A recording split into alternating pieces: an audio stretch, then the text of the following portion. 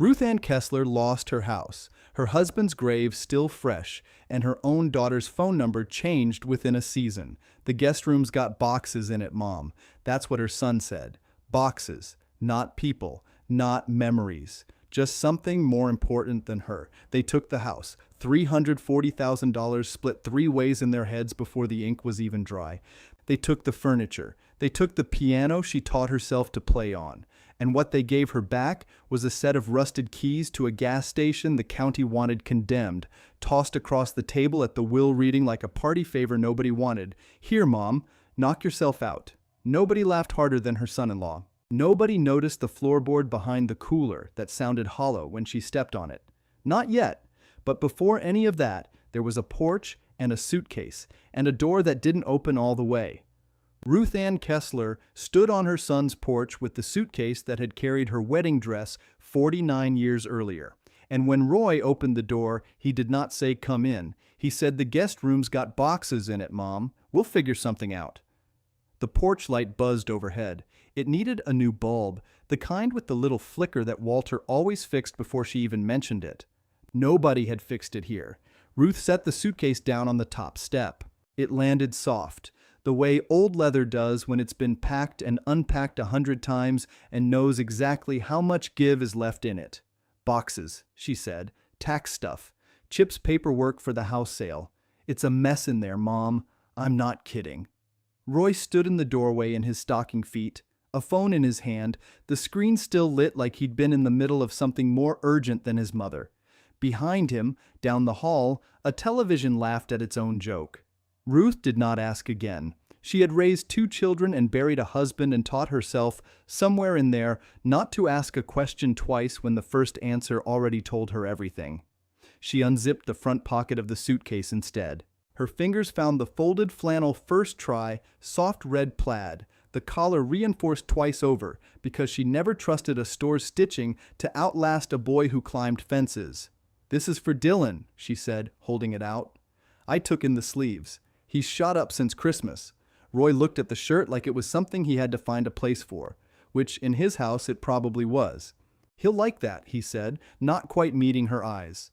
"Look, Mom, it's late, and Pam's got the funeral stuff to sort through tomorrow, the caterer's bill and all that, so I'm not asking to stay forever, Roy. I know you're not." He rubbed the back of his neck. "It's just, with the house showing next week, and Chip's got people coming through at all hours, it's not really set up for—" He stopped. "Start it again. You'd be more comfortable somewhere your own." Comfortable. That was the word Roy used the way other men used weather, a thing to fill a silence with, meaning nothing and everything at once. Ruth had spent 41 years hemming other people's clothes at the Alderson Mill, taking in seams so tight a body could barely breathe and letting them out again when a woman came home from the hospital with a baby and different hips. She knew, better than most, the difference between a garment that fit and a garment somebody had simply decided would do. She was not going to fit here. Roy had decided that already, probably around the time the real estate agent quoted him a number with $340,000 attached to it. "There's coffee if you want it before you go," Roy offered, which was, Ruth thought, the strangest kindness a son had ever handed his mother. Coffee, on her way out. "No," Ruth said. "I've got somewhere to be." She did not, in fact, have anywhere to be. But a woman learns, over 72 years, when a sentence needs saying whether it's true yet or not. She picked the suitcase back up. It was lighter than it used to be, most of what mattered already stripped out of it by children with calculators where their hearts used to sit, and she walked down the steps into a night that smelled like cut grass and somebody's charcoal grill 3 yards over, other families finishing their evenings the ordinary way. Behind her, the door clicked shut, not slammed. Just shut, quiet, and final. The sound of a decision that had been made days ago and only now got said out loud. That had happened 11 days earlier, if anyone had been counting, which nobody in that family seemed inclined to do. 11 days since Walter Kessler's heart had simply stopped keeping time right there in the recliner with the ball game on, and nobody had gotten the chance to say a last thing to him, only after. 11 days since Otis Vance had called the family in for the reading of the will and pulled two chairs together at the head of the table for Roy and Pam, and had left Ruth a spot at the end, as if the seating chart itself had already decided who mattered. Walter had left the house to be split between his children, plain as Sunday. He'd left his truck to Roy, his tools to nobody in particular, and a scatter of small things, his wedding ring, his hymnal, back to Ruth. And then there was the filling station. Kessler's fill-up had sat closed on the shoulder of old Route 60 for going on 6 years, ever since the new highway bypass pulled the traffic 3 miles around it and left it to rust in place, pumps dry, sign faded to a ghost of red. Silas Kessler had built it in 1961 with his own 2 hands and a loan from a bank that didn't exist anymore. Walter had run it after him for 30 years, until the bypass killed it slow, the way things die out in a hollow, not all at once but a little every season. The county had tagged it for $9,200 in back taxes. The assessor's letter, which Otis had in the folder, valued the ground itself at $1,900, condemned dirt on a dead road nobody drove anymore. And the station, Otis had read, glancing up over his glasses, goes to Ruth Ann Kessler. Roy had laughed. Not cruel exactly, just the laugh of a man who'd already spent his inheritance in his head and found the joke in what was left over. "Congratulations, Mom," he'd said, sliding the ring of rusted keys down the table so they skidded to a stop in front of her water glass. "You got the one thing in this whole estate nobody else would take." Pam hadn't laughed, but she hadn't stopped Roy either, which in Ruth's experience amounted to the same thing. Chip Doyle, Pam's husband, had leaned back in his chair with the particular satisfaction of a man who'd already run the comps on the house and didn't need to run any on a boarded-up gas station. "Dad probably left it to you because he knew you'd never sell it out of sentiment," Chip said, like it was a compliment. "No offense, Ruth Ann, but nobody's buying a condemned lot with a $9,000 lien on it. It's not worth the paper the deed's printed on." Ruth had not said anything at the table that day. She had picked up the keys, cold and rust-flecked in her palm, and slid them into her coat pocket next to a handkerchief that still smelled a little like Walter's aftershave. And she had thought about the one thing Walter said to her the year before he died. Quiet, almost like an afterthought, standing at the kitchen sink with his hands still wet. "Don't let them sell the station, Ruthie. I didn't leave you the house. I left you the ground under it." She hadn't understood it then. She still didn't, not really. Standing on Roy's porch 11 days later with a suitcase in one hand and her son's door shut behind her. But she understood this much. A man who'd never once in 43 years told her to hold on to something worthless was not about to start with his last words to her. The truck she still had, an old Ford that had been Walter's before it was anybody's, sat where she'd left it at the curb. Ruth set the suitcase on the passenger seat, the one spot in the whole vehicle that still smelled faintly of pipe tobacco, and pointed it north, out past the last streetlight, toward Route 60 and the hollow where Piney Fork thinned into pine trees and old gravel and a filling station nobody wanted. The drive took 11 minutes. She knew because the radio station played the same weather report twice, the same soft-spoken man promising rain by Thursday, and she was still on the 2-lane both times he said it.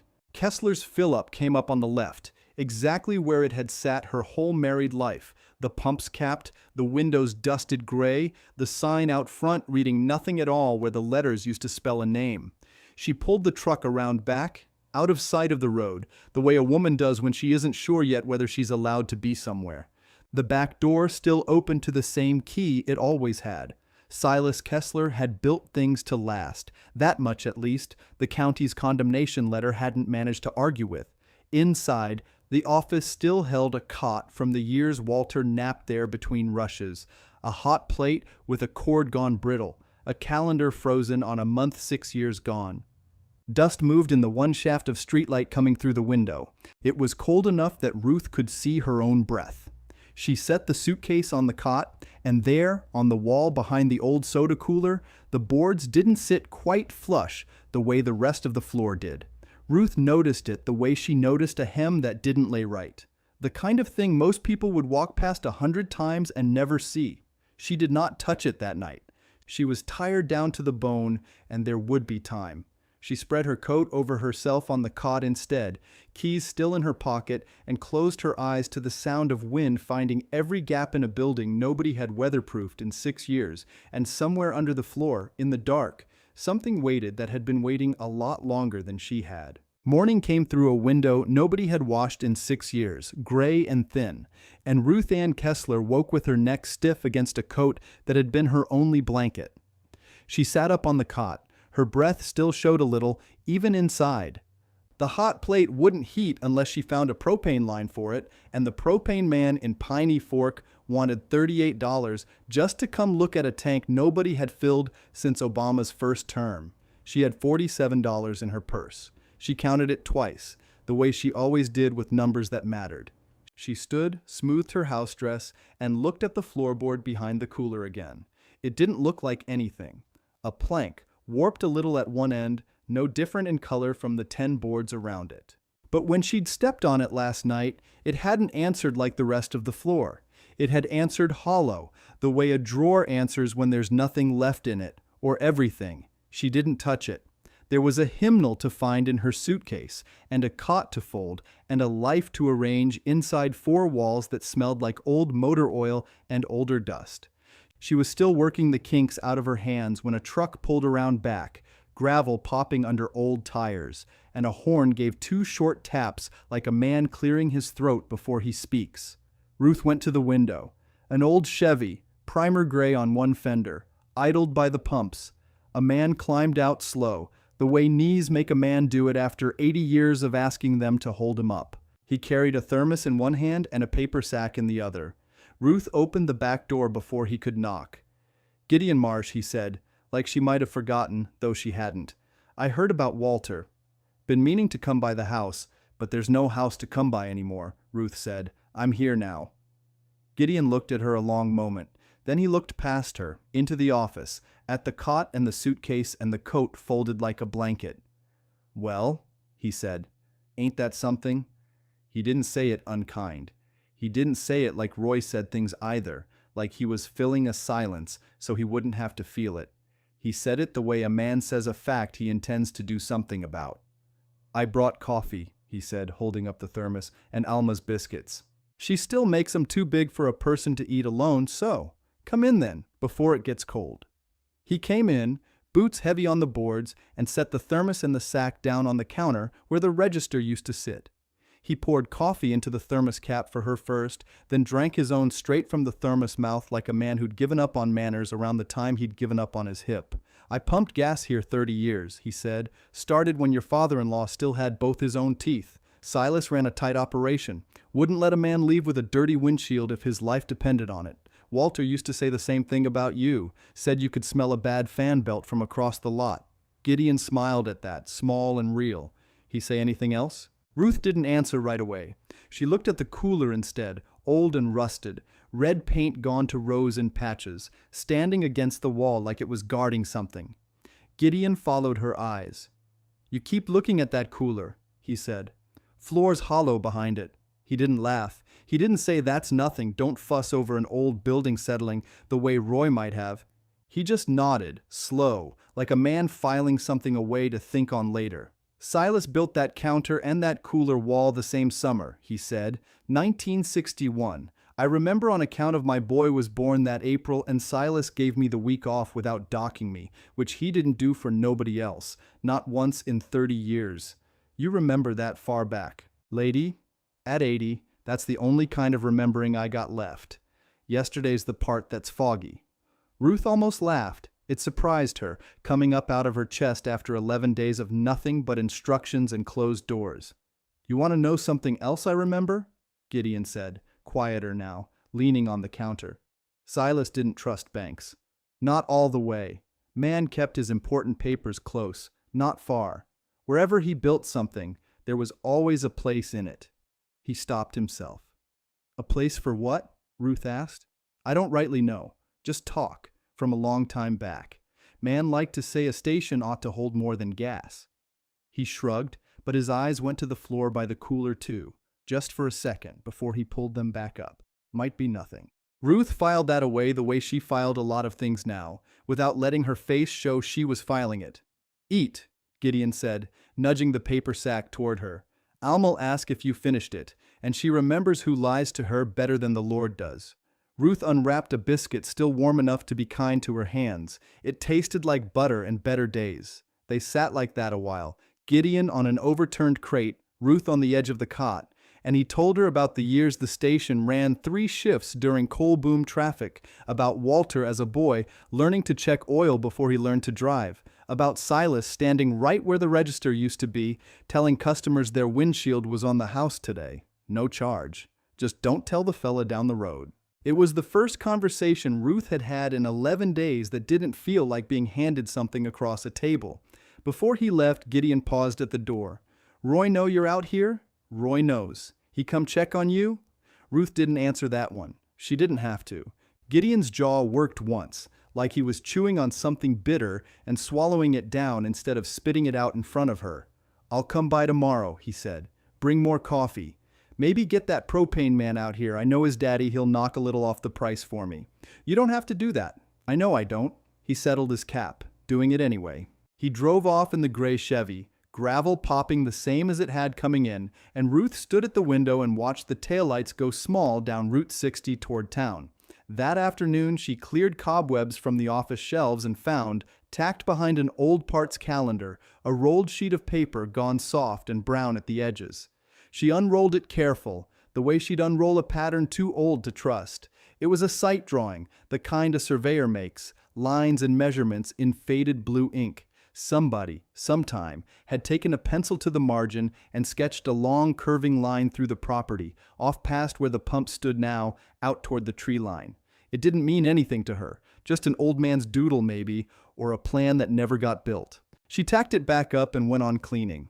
It was near dusk when she noticed the paper sack tucked half under the back door, weighted down with a stone so the wind wouldn't take it. She hadn't heard a car. Inside was a jar of soup beans, still faintly warm, and a folded bill, a 20, and a scrap of paper in handwriting so shaky it looked like it had been written on a moving train. Saw your light on late. Eat something warm. Don't argue with an old woman you've never met. No name. Ruth stood in the doorway a long moment, the $20 bill light as paper and heavy as anything she'd been handed in 11 days, and looked out at a hollow going dark, at a 2-lane road with no cars on it, at a whole life that had somehow found her out here anyway, uninvited and unasked, the way kindness sometimes has to sneak in through the back when the front door's already been shut. She folded the note into her apron pocket, next to the flannel shirt receipt she still hadn't thrown away, and went back inside to eat something warm. Morning found Ruth already up, folding the coat back into a coat instead of a blanket, when the gray Chevy came around back again, earlier than the day before, gravel popping under old tires. Gideon Marsh climbed out with a crowbar in one hand this time, not a thermos. Brought the coffee too, he said, nodding at the truck bed, but I got to thinking on that floor half the night. You didn't sleep on my account. Didn't sleep much anyway. Man my age, sleep's a rumor. He came in, set the crowbar against the counter, and looked at the cooler like it owed him money. Silas built that thing to hide behind, not to keep Coca-Colas cold. I should have known that 30 years ago. Ruth crossed her arms. You're just now telling me this. I'm just now letting myself believe it. He tapped the floor with his boot, right where the board sat proud of its neighbors. Hollow again, same dead sound as 2 nights before. You hear that? I heard it the first night. And you didn't say nothing. I didn't know what there was to say. She looked at him. I'm saying it now. Gideon knelt, slow, one hand on the counter to get himself down. His knees popped loud enough to make Ruth wince on his behalf. He worked the crowbar's flat edge into the seam between boards. Silas kept a strongbox somewhere on this lot, he said, grunting the words out between pulls. Told me once, drunk on Christmas Eve, that a man ought to keep his real papers where the tax man wouldn't think to dig. Banks for show, he said, grounds for keeping. You never told Walter that? Told him plenty of times. He always just smiled and said his daddy liked his stories. The board gave a nail shrieking loose, and Gideon sat back on his heels. Reckon it wasn't a story. Ruth knelt beside him despite her hip complaining about it, and together they pried the second board, then a third, until a square gap opened in the floor about the size of a bread box. Cold air came up out of it, the smell of dirt that had never seen daylight. Ruth reached in first. Her fingers found metal, corners sharp with rust, a handle gone stiff. "Got it," she said. She pulled it up into the gray light from the window. A tin strongbox no bigger than a sewing kit, its latch orange with age. Gideon didn't reach for it. He just watched her hands. "That's Kessler tin," he said quietly. "I'd know that box anywhere." Silas kept his fishing license in one just like it. Ruth worked the latch with her thumbnail. It resisted, then gave with a small metal complaint, like a door that hadn't been asked to open in a long time. Inside lay a brass key, tarnished dark, and a fold of paper gone soft as cloth. She unfolded the paper first. Walter's handwriting looked back at her, the same hand that used to leave grocery lists on the counter, shakier than she remembered it, like it had been written toward the end. "Ruthie, if you're reading this, I'm already gone and you found more sense in this old station than your own children did. This key opens box 114 at the Alderson County Bank. Ask for Otis. He'll know what to do. I should have told you sooner. I was scared of what it'd mean if I said it out loud. I love you. Don't let them talk you out of what's yours." Ruth read it twice. She did not cry, not right away. Gideon watched her face and didn't ask her to explain it. "Box 114, he said finally. "That mean anything to you?" "Not yet." She folded the note back along its worn crease, careful as if it might crack. "But it will." Gideon nodded at the key in her palm. "You know a lawyer who'd know what a brass key like that opens? I know the only lawyer who ever mattered in this family." Ruth stood, knees announcing the effort, and went for her coat. "Otis Vance. Man that read the will?" "Same one." She was already buttoning the coat, already thinking past the cold office and into the truck cab and down the 2-lane toward town. Walter trusted him with everything else. Reckon he trusted him with this too. Gideon set the crowbar down and picked his cap back up off the counter. "I'll drive you. That truck of yours sounds like it's got a rod knocking, and I'd hate for you to break down halfway there with a bank key in your pocket and nobody to vouch for you. You don't have to do that. Lady, I said that yesterday about the coffee. Look where that got us." He held the door for her, an old man's version of a gallant gesture, more duty than flourish. "Get in." The drive to Alderson took 18 minutes in Gideon's Chevy, the heater ticking and coughing, but working better than anything Ruth owned. He didn't talk much on the way, which she appreciated because her mind was busy circling the same 6 words. Don't let them talk you out of what's yours. Otis Vance's office sat over the pharmacy on Main Street, a narrow set of stairs and a door with his name in gold leaf gone thin at the edges. He looked up from his desk when Ruth came in, reading glasses sliding down his nose, and something in his face changed the moment he saw the brass key in her hand before she'd said a word. Ruth Ann. He stood so fast his chair rolled back and hit the wall. "Where'd you find that?" "Under the floor of the station, behind the cooler." She set it on his desk blotter, gentle, like it might still be sleeping. Walter left a note. Said you'd know what it opens. Otis picked up the key like it was something that could still burn him. He turned it over once, twice, and Ruth watched 30 years of careful lawyer composure slip a little at the edges. "I've been holding my breath on this for 6 years," he said, quiet, "wondering if Walter ever told you where he put it, or if it was going to sit in that floor till the county bulldozed the place for the lien." He looked up at her. "Sit down, Ruth, both of you. This is going to take a minute, and some of it you need to hear sitting." Ruth sat. Gideon stayed standing by the door, cap in his hands, the way a man stands in a room he wasn't sure he was invited into, but wasn't leaving either. The year before Walter passed, Otis said, "He came in here on a Tuesday, no appointment, and told me he wanted to do something with the station that his children never got wind of. Not out of spite, out of," his words, making sure it landed soft. He opened a drawer, thin folder inside, edges gone yellow with age, already sitting ready like he'd known this day was coming. He put the station into a trust. Irrevocable, sole beneficiary, Ruth Ann Kessler, not the marital estate, not the will everybody heard read at that table, separate, sealed, done proper, filed the same month. Roy said it wasn't worth the paper the deed's printed on, Ruth said. Roy, Otis said, doesn't know what's inside the deed. He tapped the key against the folder, and this, I'd guess, opens the box where the rest of it's sitting. The trust names a bank box, Box 114, Alderson County Bank. I witnessed the paperwork, Ruth, but Walter kept what went inside that box to himself. Said some things a man ought to hand to his wife his own way. Gideon shifted his weight by the door. You saying there's more than a deed in there? I'm saying, Otis said, standing, reaching for his coat off the hook, that I've had a bad feeling about that box for 6 years, and I intend to find out today what it is, if Ruth's willing. Ruth was already standing. I didn't drive 18 minutes in a cold truck to say no now. The bank sat 3 doors down, brick front, the kind of building that hadn't changed its face since Ruth was young enough to walk to it with her mother.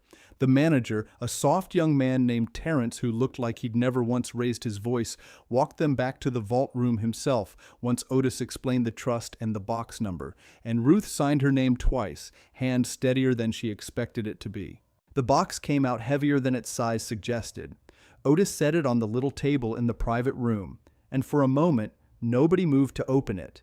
The 3 of them standing around a tin lid like it was a coffin they weren't sure they had the right to look inside. Go on, Ruth, Gideon said finally. It's yours. Been yours 6 years. Ain't nobody else's business to open it first. Ruth lifted the lid. Inside lay a folded document, its seal still pressed into the corner. The trust itself. She could see Walter's name and her own typed clean across the top. Beneath it, a second paper, older, softer, folded in thirds, with a state seal stamped faded blue at the header. Otis lifted that one out first, and Ruth watched his eyes move down the page, watched his mouth go a little slack, watched a man who had read 1,000 documents in his career go quiet in a way she'd never seen him go quiet. Otis, she said. What is it? He didn't answer right away. He read it again, slower, like he didn't trust himself the first time. Then he looked up at her, and his voice, when it came careful, the way a man talks when he's about to hand somebody something too heavy to catch wrong. Ruth, he said, this is a right-of-way contract, 1987, State of West Virginia, Department of Transportation. He set it down on the table between them like it might go off. It says the state owes $4,600,000 for the ground under that station, and it says it's payable to whoever holds clear title. The room went silent enough that Ruth could hear the vault's fan somewhere behind the wall. Clear title, Otis said again, softer, which, as of an hour ago, is you.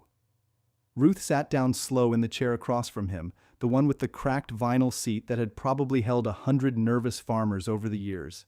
Say that again, she said. Say it slow. $4,600,000.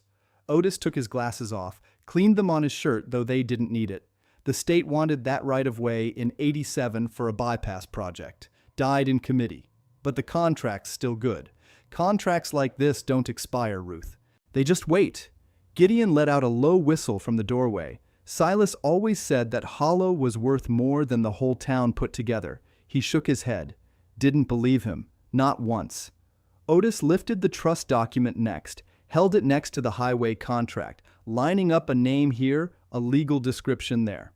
Same parcel, he said. Same boundary lines. Whoever drew this contract in '87 knew exactly where the pump sat and where the tree line ran. It's the same ground you've been sleeping on. Ruth thought of the rolled paper tacked behind the calendar, the pencil line curving off toward the trees. There's a drawing, she said suddenly. Back at the station, somebody sketched a road through the property. I thought it was nothing. Otis looked up sharp. A road sketch. You still have it? Tacked to the wall. I didn't touch it. Bring it next time you come in. I want to lay it next to this contract. He tapped the state seal. If that pencil line matches this right-of-way, Ruth, that's not a coincidence. That's proof somebody in this family knew exactly what that ground was worth 30 years before you did. Terrence, the bank manager, knocked soft on the doorframe, apologetic the way young men are when they've clearly been listening from the hall. Ma'am, he said, whatever's in there, and I don't need to know what it is. If it needs a certified copy for the courthouse, we can do that today. No charge. Otis looked at him. That's kind of you, son. Wasn't kindness, Terrence said, going a little red. Mr. Kessler used to give my daddy free oil changes when we didn't have 2 nickels to rub together. Man remembers that a long time. He nodded at Ruth and stepped back out, quiet as he'd come. Ruth sat with that a moment. 41 years in this county, and it kept turning out that somebody, somewhere, had been keeping a ledger of Walter's kindness the whole time, long after she'd stopped counting it herself. "What happens now?" she asked. Otis folded both documents back into the tin box, careful as folding a flag. "Now I file the trust with the county clerk. Gets it on record, gets your name attached to that parcel in ink the whole world can see, not just in a floorboard." He looked at her over his glasses. "And I'd do it today. The sooner your name's on that deed, the sooner nobody can argue about who it belongs to. Roy's going to argue anyway." "Roy," Otis said, "can argue with the recorder of deeds. Won't do him a lick of good." He stood, tucked the box under his arm like a man carrying something that could still change his life. "I'll drive to the courthouse now. You go on home. Get some rest." Ruth almost laughed at that word, home, like it was a simple thing, a place with a fixed address. "I'll be at the station," she said instead. "That's my home now." Gideon drove her back along the 2-lane, the heater still coughing, the hills going by gray and quiet. Neither of them said much. When they pulled in behind the pumps, Ruth sat looking at the building a long moment before she got out. The hollow floor still open under the window, the cooler shoved half aside, a strong box's worth of dust hanging in a shaft of afternoon light. "Don't look like $4 million, Gideon said, following her gaze. "Never did." Ruth almost smiled. "No, it looks like a filling station that needs a new roof." She got out, boots crunching gravel, and didn't look back at the truck until she heard it idle a second longer than it needed to. "Gideon." "Yeah. Thank you." He worked his jaw, embarrassed the way old men get embarrassed by gratitude. "Don't thank me yet," he said. "This town's small, Ruth.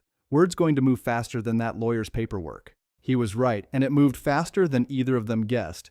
It moved through Terrence's cousin, who filed papers part-time at the county clerk's office, who mentioned over supper to her mother that a big trust got recorded that afternoon for the old Kessler station, $4 million and change owed by the state, and her mother mentioned it at Wednesday night Bible study.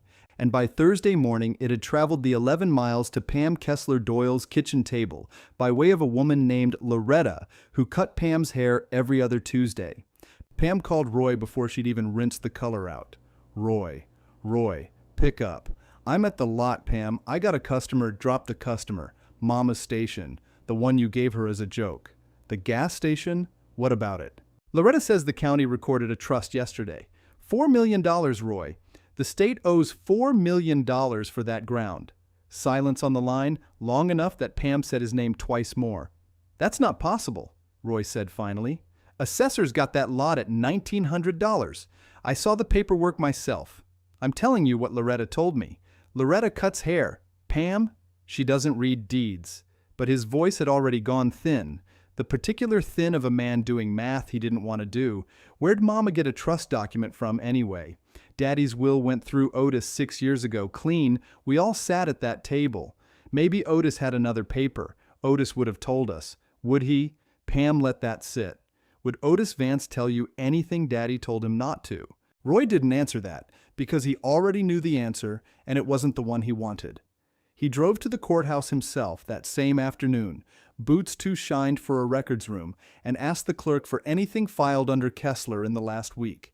She slid a folder across without much ceremony, because public record is public record, and Roy read it standing at the counter, reading it twice, the way Otis had read the highway contract twice, except where Otis's face had gone soft with the surprise of an old friend keeping a promise. Roy's face went hard with the surprise of a man watching money leave his hands he hadn't even earned yet. "Irrevocable," he said out loud, "to nobody, to the empty counter, sole beneficiary." He read the name again just to be sure his eyes weren't lying to him. Ruth Ann Kessler. Not the marital estate, not the children. Her. He drove straight to Chip Doyle's office after that. The two of them huddled over the same folder Roy had photocopied at 15 cents a page. Chip's calculator out on the desk, though there wasn't a number on the page that needed calculating. It was printed plain as day. "This kills the house deal," Chip said. "Bank's already asking about a shared right-of-way easement on the survey, and if this trust touches the same parcel line, it doesn't touch the house," Roy said, though he didn't sound sure of it. "The station's 3 miles off. The lawyer for the buyers flagged it Tuesday. Something about an old access easement running station to house, recorded back when your granddaddy built the place. If your mother holds clear title to one end of that easement, and we can't get her signature releasing it, buyers walk. That's in the purchase agreement, Roy. Contingent on clean title, all parcels. Roy sat back, the chair creaking under a weight that had nothing to do with his body. So she can stop the house sale. She might not even have to try, Chip said. Her lawyer files the wrong piece of paper, records the wrong note, our buyers get spooked and walk on their own. He tapped the folder. We need her handled before that closing date, Roy. Not later. Now. Roy stared at his brother-in-law a long moment, jaw working the way his mother's did when she was deciding whether to say something ugly out loud. Handled how? Chip didn't answer right away. He reached into his desk drawer instead and pulled out a business card, cream-colored, a name Roy didn't recognize printed under a law firm logo he'd seen on billboards along the interstate, the kind that ran ads about nursing home neglect and truck accidents. Fella I know, Chip said. Does elder guardianship work? If a judge finds a woman her age isn't of sound mind to manage an asset like this, all on her own, out at a condemned gas station, sleeping on a cot, he let it hang there. Court can appoint somebody else to hold it for her, somebody responsible. Roy looked at the card a long time before he picked it up, and when he finally did, his hand didn't shake, which was somehow worse than if it had. Gideon showed up at the station 2 mornings later with a thermos and the rolled paper from behind the calendar tucked under his arm like a rifle he didn't want to drop. Otis called the house, he said, told me to bring the sketch, said don't fold it different than it already folds. Ruth wiped her hands on her apron and took it from him careful. You drove it 11 miles just to hand it back to him. I drove it 11 miles because I wasn't letting it out of my truck alone. Gideon set the thermos on the counter. Man's waiting on us now. Says he's got the contract spread out already. They found Otis at his desk with the highway paper flattened under 2 coffee mugs, corners weighted down like a man pinning a moth. He looked up when they came in, waved them over without much greeting. All business today, no chair offering, no small talk about the cold. Lay it here, he said, next to the seal. Ruth unrolled the pencil sketch on the desk. The paper had gone soft with age, the fold lines nearly worn through, but the line was still dark, a curving pencil mark cutting from the tree line behind the station clean across the lot toward the 2-lane. Otis turned the highway contract to face the same direction. He held a ruler along both edges, moved it slow, matched one bend, then a second. There, he said. Ruth leaned in. The pencil route and the state's right-of-way boundary sat on top of each other like 2 hands laid palm to palm. Same curve, Otis said, same distance off the tree line. Whoever drew that sketch in this office knew the exact path the state was going to want 30 years before the state ever asked for it. Gideon took his cap off slow, the way he did when something needed respect. Silas drew that, he said. I watched him do it. 1981-82. Told me a fella from the highway department came through scouting routes, asked Silas plain out did he know that ground, and Silas told him every foot of it. Gideon shook his head. State man thanked him and left. Silas figured that was the end of it. It wasn't the end, Otis said. It was the start of a paper trail that took 40 years to reach the right hand. He rolled the sketch back up, gentle, like he was closing a book he meant to keep open. This is corroboration, Ruth. If anybody ever argues the contract's a fluke or the parcel lines don't match, this sketch says otherwise in Silas Kessler's own pencil. 4,600,000, Ruth said, quiet, still not used to how the number sat in her mouth. And climbing a little every year in interest the state owes on late payment, Otis said. I'll have exact figures by the filing, but Ruth, I want you ready, because Roy's not going to let this go easy. Man like that doesn't hand back what he thinks is his. He wasn't wrong, and the papers arrived on a Thursday. Ruth was scrubbing the cooler's chrome trim, rag black with old grease, when a car she didn't recognize pulled up slow and careful, avoiding the gravel ruts like it was somebody's Sunday car. A young man in a windbreaker got out, clipboard in hand, looked at the pumps and the boarded window like he was checking an address twice before trusting it. Ruth Ann Kessler, that's me. He held out a folded set of papers, the kind with a blue backing sheet stapled behind, the kind Ruth had seen once before at Walter's reading, only heavier this time, thicker. You've been served, he said, apologetic, like he hadn't chosen the words himself. Petition for guardianship, Alderson County Circuit Court. Hearing set 2 weeks from Monday. He didn't wait for her to say anything else. He got back in the car and reversed out slow, gravel popping under the tires, gone before Ruth had finished reading the first line. Gideon came around from the side lot where he'd been listening without pretending not to. What's it say? Ruth's hands weren't steady now. First time since the key, since the box, since any of it. She read the caption out loud, flat, the way you read something you don't believe yet. In re, the matter of Ruth Ann Kessler, an alleged incapacitated person. She looked up. Petitioners, Roy Wayne Kessler and Pamela Kessler Doyle. Say the rest. Petition requests the court appoint a limited guardian of the estate, citing petitioner's concern for respondents. She stopped, made herself keep reading, diminished capacity, isolated living conditions, and vulnerability to undue influence regarding a recently disclosed asset of substantial value. Gideon spat off to the side, disgusted plain on his face. Undue influence. Meaning you, meaning Otis, Ruth said, meaning me for listening to him instead of them. She drove to town herself that time, wouldn't wait on Gideon's truck, wouldn't wait on anybody, walked up Otis's narrow stairs 2 at a time for a woman her age, and set the papers on his desk without a word. Otis read it once, face going the flat, careful look of a man doing arithmetic on a courtroom he already half expected. They moved fast, he said, faster than I figured, even after the recording hit the courthouse. He set the papers down. This is exactly what I warned you might come, Ruth. It's an old play. Somebody finds out a widow's sitting on money. They go looking for a doctor or a judge willing to say she can't manage it herself. Get themselves named guardian instead. Perfectly legal if it sticks. Can it stick? Not if I have anything to do with it. Otis pulled a legal pad toward him, started writing before he'd even finished the sentence. But we don't get lazy about it either. 2 weeks, Ruth. That's not much runway. I need everything airtight. The trust, the highway contract, a statement from Gideon here about your daily capacity, doctor's letter if we can get Doc Bellamy to write one fast. He looked up. And I want you at every appointment between now and then dressed sharp, answering questions sharp, because a judge is going to look at you and decide in about 4 minutes whether Roy's story sounds true. Roy's story, Ruth repeated, says I'm not fit, says you're living in an old filling station on a cot. Otis said, not unkind, just plain, which, until 3 weeks ago, you were, because your own children put you there. Ruth, I need you to understand something ugly, and I need you to hear it without flinching. They're going to use the very thing they did to you as the reason to take the rest. Ruth sat with that. Outside, a truck downshifted on the 2-lane, the sound rising and falling and gone. They gave me a gas station as a joke, she said slowly, and now they're going to say the joke proves I can't be trusted with it. That's about the size of it. Well? Ruth folded her hands in her lap, and something in her spine straightened that Otis had seen before, back at the will reading, back when Roy first said those words about the guest room. Then we'd better make sure the judge hears the whole joke, beginning to end.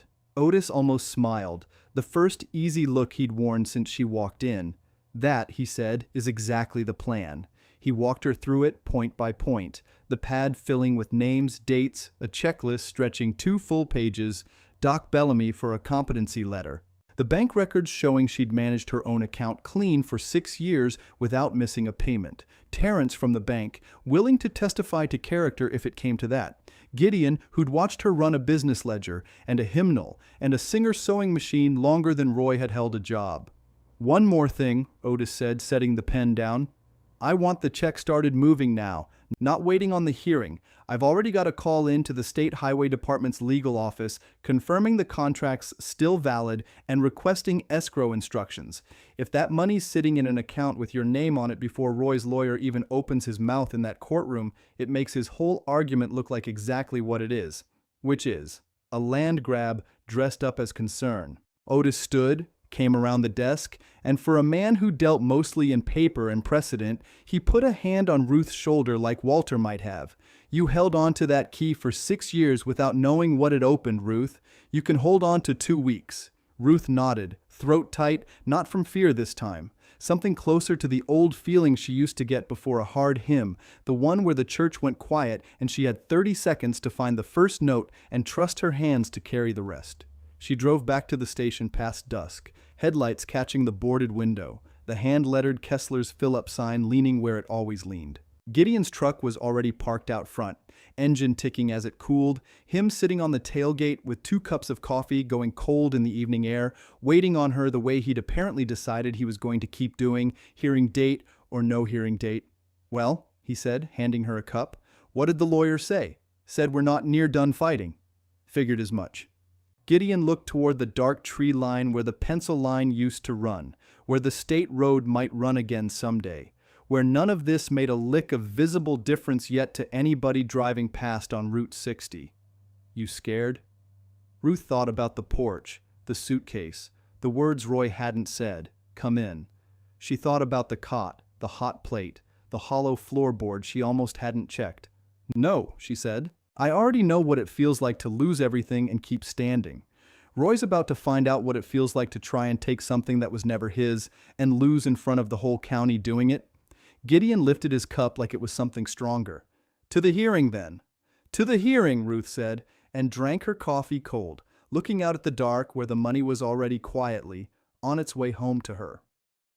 Doc Bellamy's office sat above the pharmacy on Main, a narrow set of stairs and a waiting room with 2 chairs that didn't match. Ruth had known him 30 years, delivered both her children under his hands, sat across from him at church suppers more Sundays than she could count. He didn't make her wait. Ruth Ann. He waved her back before the receptionist even called her name. "Otis told me what this is about. He tell you what to write?" "He told me to write what's true." Doc Bellamy pulled her chart, thin as it was, mostly blood pressure checks and a cholesterol number nobody worried about. "You've been my patient since Nixon was president. I know your memory. I know your judgment. Sit down and let's make it official, because a judge doesn't take my word for word, he takes it for paper." He ran through it quick. Dates, names, the year, simple arithmetic she did in her head before he'd finished writing the numbers down. He asked her to name the current governor, the county she lived in, the day of the week, and she answered each one flat, a little insulted, though she understood why he asked. "Anybody pressuring you to sign anything lately?" he asked, pen still moving. "My son's lawyer wants me declared unfit," Ruth said. "That's pressure enough." Doc Bellamy's mouth twitched, not quite a smile. "I'll write that down too." He signed the bottom of the page, dated it, and slid it across the desk so she could read it herself before it went anywhere. Sound mind. Full capacity to manage her own affairs, personal and financial. No evidence of cognitive decline. 4 sentences, Ruth said. "Feels like it ought to weigh more." 4 sentences from a doctor who's known you longer than Roy's been alive, Doc Bellamy said. "It'll weigh plenty." She carried it to Otis's office that same afternoon, and he added it to the growing stack on his desk. The trust, the highway contract, Gideon's typed statement, the bank records Terrence had pulled showing 6 years of on-time payments on an account Ruth managed without a single overdraft. Otis lined them up square, tapped the edges even, the way Walter used to square a stack of bills before he paid them. "That's 5, he said. "I want 7 before Monday. What's left?" The state's escrow confirmation, in writing, showing the money's already moving toward an account with your name and nobody else's on it. "And," he tapped the desk, "I want somebody from the highway department willing to say out loud, on the record, that the contract's real and it's yours." He got the second one 3 days later, a woman named Deborah Shiflett from the Department of Transportation's right-of-way office, driving up from Charleston in a state car with a folder thick as a phone book. She met them at Otis's office, laid state seals and route maps next to Silas's old pencil sketch, and looked at all 3 together for a long, quiet minute. "This matches our 1987 acquisition documents exactly," she said. "Same bearing, same distance from the section corner. I've cross-checked it against our current interchange design for the Route 60 corridor project. Your parcel sits under what's slated to become the northbound ramp." She looked up at Ruth. "The obligation's been sitting on our books 30-some years, Mrs. Kessler, because nobody with clear title ever came forward to claim it. $4,612,000, plus accrued interest the state calculates at just under $200,000 more. We're prepared to release it to escrow the moment the court confirms ownership." Ruth sat very still. Otis had told her the number twice already, but hearing a state official say it out loud in a government voice made it a different kind of true. "Almost $4,800,000. Gideon said under his breath, sitting in the corner chair he'd claimed as his own these last 2 weeks. Silas would have fell clean out of his boots. 6, Otis said. That's 7 pieces of paper, Ruth. Nobody in that courtroom Monday is going to look at you and see a woman who can't manage her own affairs. They almost made it to Monday clean. Saturday afternoon, Ruth was hanging wash on a line strung between the station's back wall and a fence post Gideon had sunk for her the week before, wooden pins in her apron pocket, when a truck she knew too well came grinding up the gravel, dust rolling behind it. Roy got out alone this time. No Pam, no Chip, jacket unzipped like he'd come straight from the lot. Mama. He said it careful, like a man testing ice. Roy. She kept pinning a dish towel, didn't stop. I didn't come to fight. Didn't figure you drove out here for the scenery. He looked around the lot, the boarded window, the pumps rusted quiet, and something crossed his face that might have been shame if he'd let it stay there long enough. Chip's got some papers, he said, about the easement. The old access road running station to house. Lawyer says if you just sign a release on it, states you got no claim on that strip, the house sale can close clean and none of this has to go to a hearing at all. He held out a folded set of pages. I'll drop the guardian thing myself, Mama, today. All you gotta do is sign. Ruth took the pages from him, unfolded them slow, read the first paragraph standing there with a clothespin still between 2 fingers. This doesn't just release an easement, Roy. She turned a page. This assigns any right, title, or interest in the adjoining station parcel to the buyers upon recording. That's boilerplate, Mama. It's not boilerplate. It's the whole lot. She folded the pages back along their own creases, neat, and held them out to him. You didn't come out here about a shared driveway. You came out here to get my signature on the station before Monday. Roy's jaw worked. You don't understand what's riding on this house closing, Mama. Chip's got investors expecting a return. If it falls through, that's a problem you all built for yourselves, Ruth said. 19 months back, you told me the guest room had boxes in it. You handed me a gas station key like it was a joke card at Christmas. Now you're standing in my gravel asking me to sign away $4 million so your investors don't get upset. She said the number plain, no heat in it, just fact. Roy went white. 4,612,000 and some, Ruth said. State's own woman told me herself, Thursday sitting in Otis's office. You want to talk about what's riding on what, Roy? We can talk. He stood there a long moment, papers still in his hand, dust settling around his boots. Pam said you wouldn't have the sense to understand what you were signing. Pam's about to find out how much sense I've got, Ruth said, in a courtroom, in front of a judge, on Monday morning. She reached up and pinned the last dish towel to the line, deliberate, unhurried, the way she'd hung wash for 50 years, whether the world was ending or not. You go on home now, Roy. Tell Chip I said no. Tell him I said it plain, so there's no confusion in the retelling. Roy didn't move right away. He looked at her the way a man looks at a door he suddenly isn't sure will open the way it used to. This is going to get ugly, Mama. It already is ugly, Ruth said. You made it ugly the day you put boxes in that guest room. I'm just done being quiet about it. She picked up her empty basket, turned it once in her hands. Monday, Roy. I'll see you and your sister there. He left without another word, truck grinding gravel on the way out, same as it had coming in, and Gideon came around the corner of the station where he'd been standing just out of sight the whole time, arms crossed. Heard all that, he said. Figured you would. You handled it better than I'd have handled it. Gideon spat to the side. I'd have thrown the papers at his head. Tempting, Ruth admitted. She looked down the drive where the dust was still settling, where Roy's taillights had already gone around the bend toward town, toward Chip, toward whatever call he was about to make that wouldn't go the way he wanted. Otis needs to know they tried this before Monday. A judge ought to hear that too. I'll drive you in myself, Gideon said. Tonight if he'll see you. Otis saw them at 7, still at his desk, jacket off, tie loosened, going through the same 7 documents one more time like a man checking a bridge before he sent traffic over it. He listened to the whole account without interrupting, and when Ruth finished, he sat back slow, something almost pleased moving behind his tired eyes. That's the 8th piece of paper, he said. There's no paper, Ruth said. He didn't get a signature. Doesn't matter. Otis pulled a fresh legal pad toward him. Attempted coercion of a person under guardianship petition, 2 days before the hearing. I'm putting Roy's visit in an affidavit tonight. In your words, Gideon as a witness standing close enough to hear it.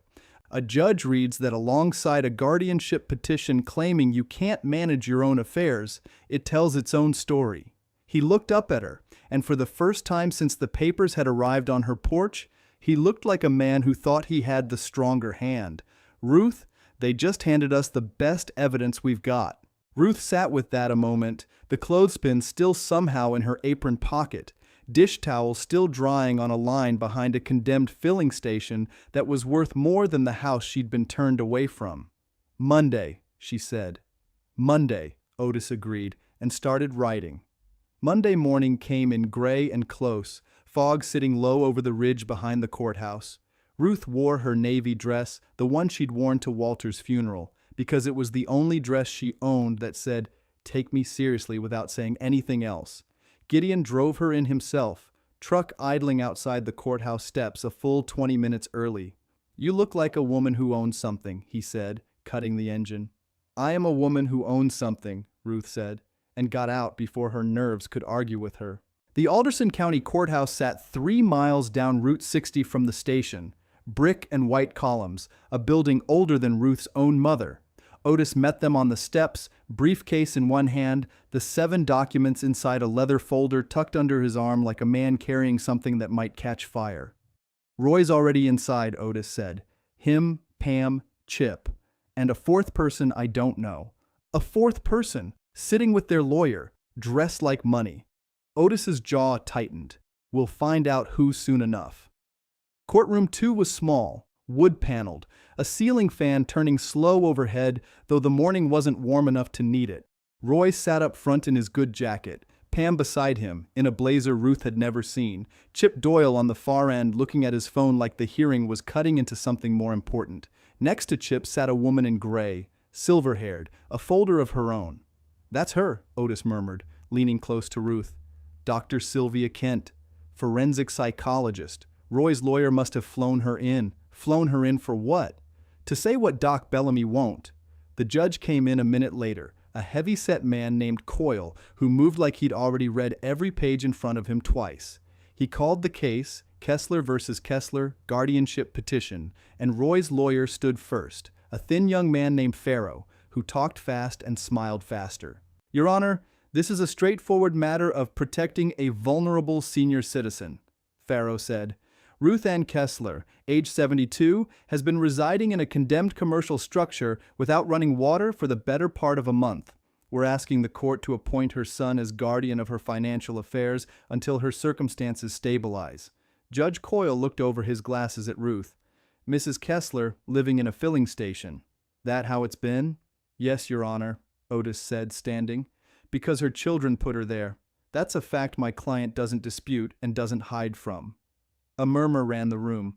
Pam's mouth flattened into a hard line. Farrow called his first witness before Otis could say more, and it wasn't Roy. It was Dr.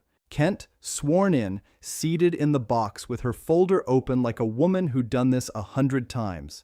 "Dr. Kent, you conducted an evaluation of Mrs. Kessler? I reviewed records provided to me, housing conditions, a description of her recent decision-making." Dr. Kent's voice was smooth, practiced. "Based on that review, I have concerns about impaired judgment, consistent with the stress of late-life housing instability." "Did you meet with Mrs. Kessler in person?" Otis asked when his turn came, not bothering to stand all the way up. "I was not able to arrange that within the time available. So you evaluated a woman you've never sat across a table from." "I reviewed documented evidence. Documents Roy Kessler's own lawyer selected and handed you." Otis let that sit a second. "Doctor, are you aware Mrs. Kessler has managed her own bank account without a missed payment for 6 years? I wasn't provided that information. Are you aware she's been evaluated in person this past week by a physician who's treated her for 30 years? I was not." Otis nodded slow, like a man checking a box in his head. No further questions. Farrow tried to recover, asking Dr. Kent about general risk factors, stress and isolation and cognitive decline in widows, and she answered in careful academic language that filled the room but didn't land on Ruth at all, not really. And Ruth watched Judge Coyle's face and saw something close to boredom settle in around his eyes. Then Farrow called Roy. Roy took the stand, looking like a man walking into water he already knew was too cold. He answered Pharaoh's questions in short pieces. His mother's memory, her living conditions, how worried he'd been, how hard this was on the family, and Ruth listened to her son describe worry he had never once shown her in 3 weeks. Not on the porch, not with the suitcase, not once. "Your witness," Pharaoh said, and sat. Otis stood, buttoned his jacket, walked to the middle of the floor like a man who'd been waiting for this exact chair to be occupied.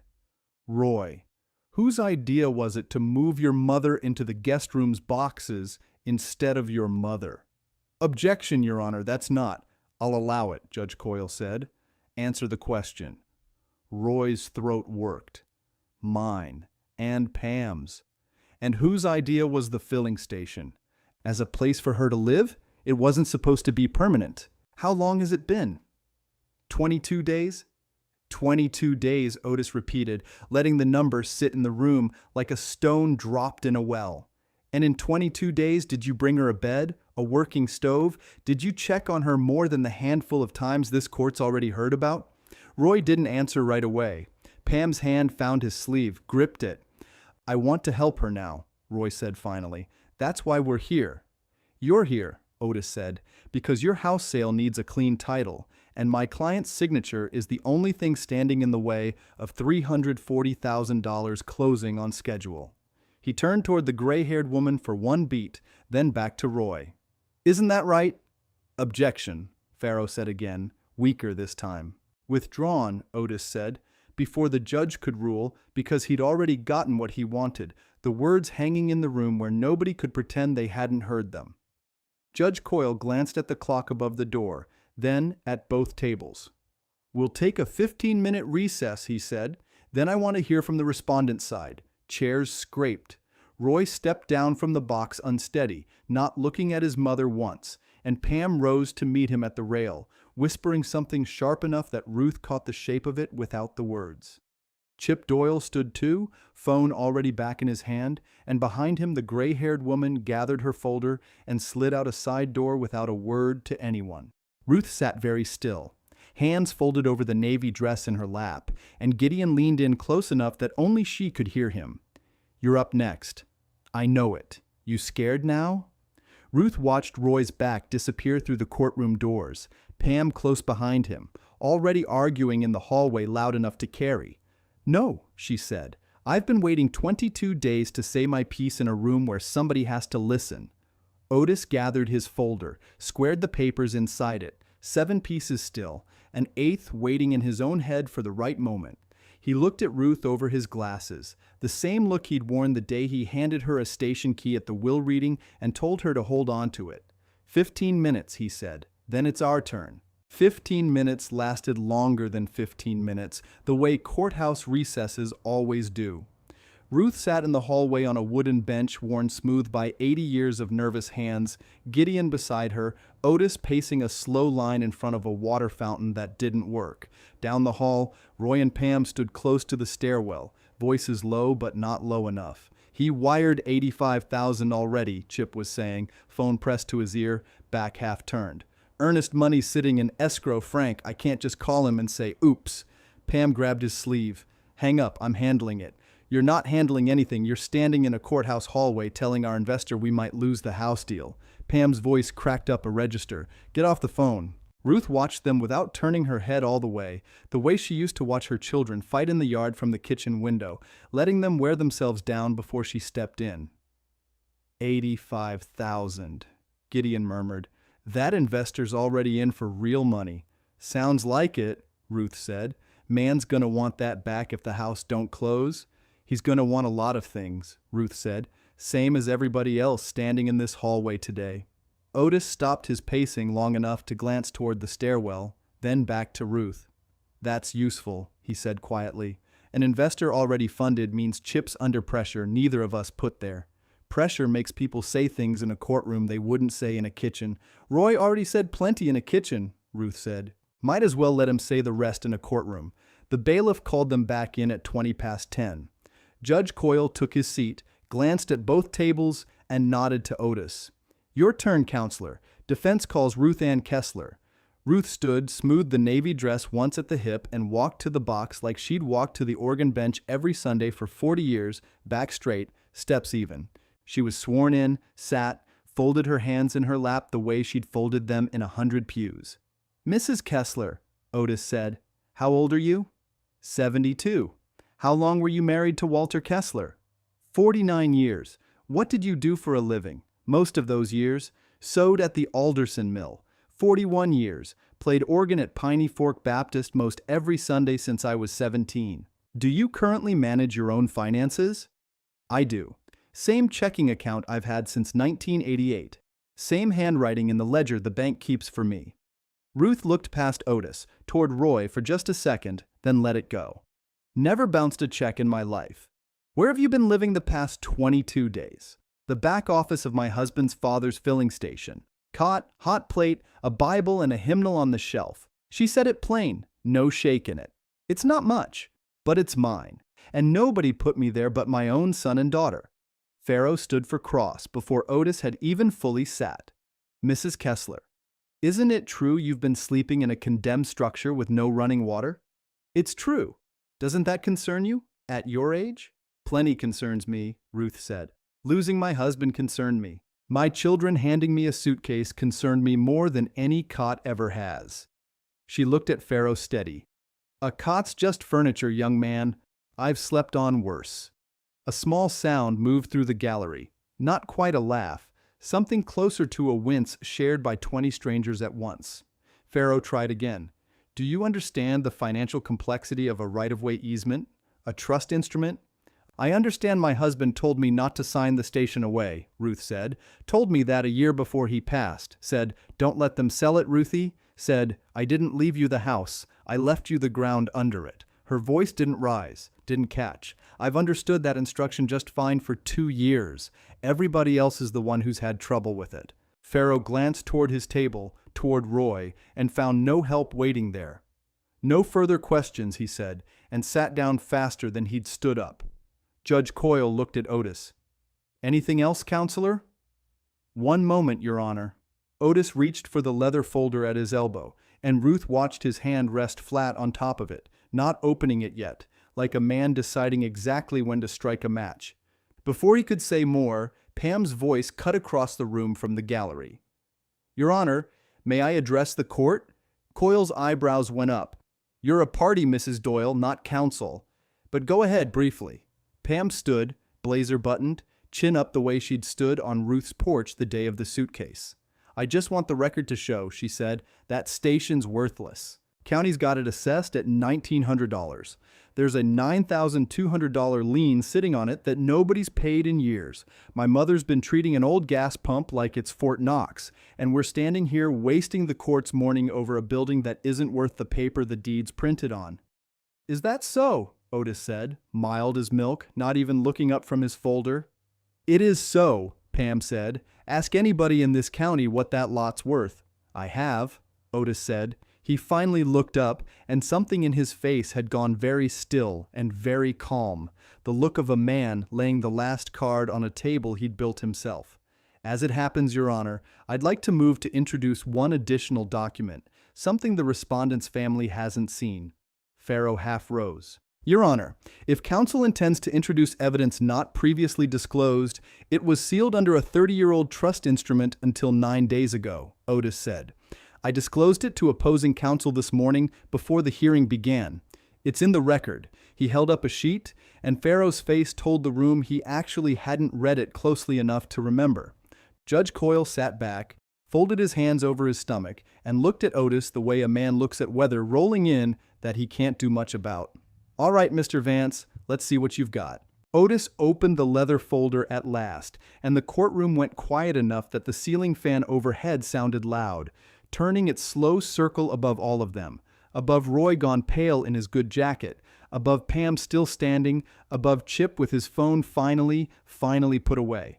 "This," Otis said, "is a trust deed executed by Walter Kessler in the spring of 1961, and I'd like the court's permission to read it into the record in full." Roy's lawyer opened his mouth to object again, then closed it because there was nothing left to object to that would matter. "Permission granted," Judge Coyle said. Go ahead, counselor. Otis cleared his throat, and Ruth felt Gideon's hand find the back of her chair, steady, not touching her, just close enough that she'd know it was there. Otis found the page he wanted, cleared his throat again, and read, I, Walter Eugene Kessler, being of sound mind, do hereby establish this trust for the sole benefit of my wife, Ruth Ann Kessler, over the real property known as Kessler's Phillip, situated on Route 60, Piney Fork, West Virginia, originally constructed by my father, Silas Kessler, in 1961. The fan turned. Nobody else made a sound. This property is held separate from the marital estate, Otis read, and separate from any distribution to my children, Roy Allen Kessler and Pamela Kessler Doyle, who shall have no claim, interest, or title to it, now or after my death. Roy's hand found the edge of the table. He gripped it like the floor had moved. Your Honor, Farrow said, half standing, we'd like a moment to review the authenticity of this instrument. You'll get it, Judge Coyle said, after counsel finishes reading it. Otis nodded and went on. The trust is irrevocable. It may not be sold, encumbered, or transferred except by the beneficiary, Ruth Ann Kessler, acting alone. He looked up. That word again, Your Honor, alone. Pam's mouth had gone the color of paper. That's not, she started, then stopped because there was nothing true left to finish the sentence with. There's more, Otis said. A second matter. The county lien Mrs. Doyle referenced this morning. $9,200, she said, unpaid for years. It is unpaid, Pam said. I checked the assessor's site myself. You checked a public listing, Otis said, not the payoff record. He drew a single sheet from the folder, held it up so the judge could see the letterhead. This is a satisfaction of lien, filed with the county clerk in 1994. Walter Kessler paid that lien in full, $9,200. Cash, receipt number right there. He set it on the rail. Somebody at the courthouse just never updated the online record. The lien's been dead 32 years. Judge Coyle took off his glasses, cleaned them on his sleeve, put them back on like a man buying himself a few extra seconds. So the station's clear, he said. Clear, Otis said, and owned outright, in trust, by Ruth Ann Kessler. Which means, Your Honor, that this whole proceeding, a guardianship over a woman managing her own money just fine, filed against a woman who owns real property her children have no claim to, doesn't have much left to stand on. Farrow was on his feet fully now. Your Honor, my client filed in good faith, out of genuine concern for his mother's welfare. Your client's own mother just testified he handed her a suitcase, Judge Coyle said. I don't need a lecture on good faith, counselor.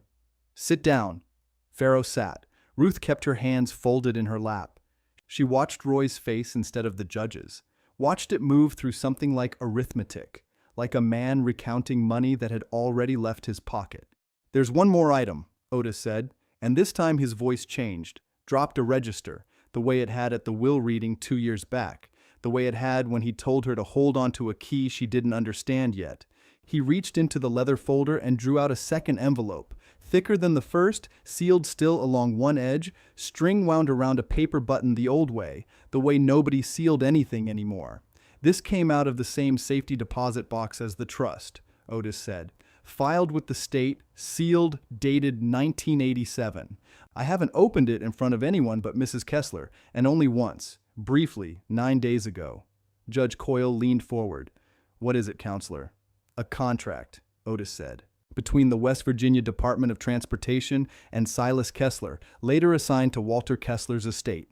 He turned it over once in his hands, like weighing it. I'd ask the court's indulgence to walk through it carefully. It touches state records, not just this family's, and I don't want to misstate a number this size in a county courtroom. How big a number are we talking, Mr. Vance? Judge Coyle asked.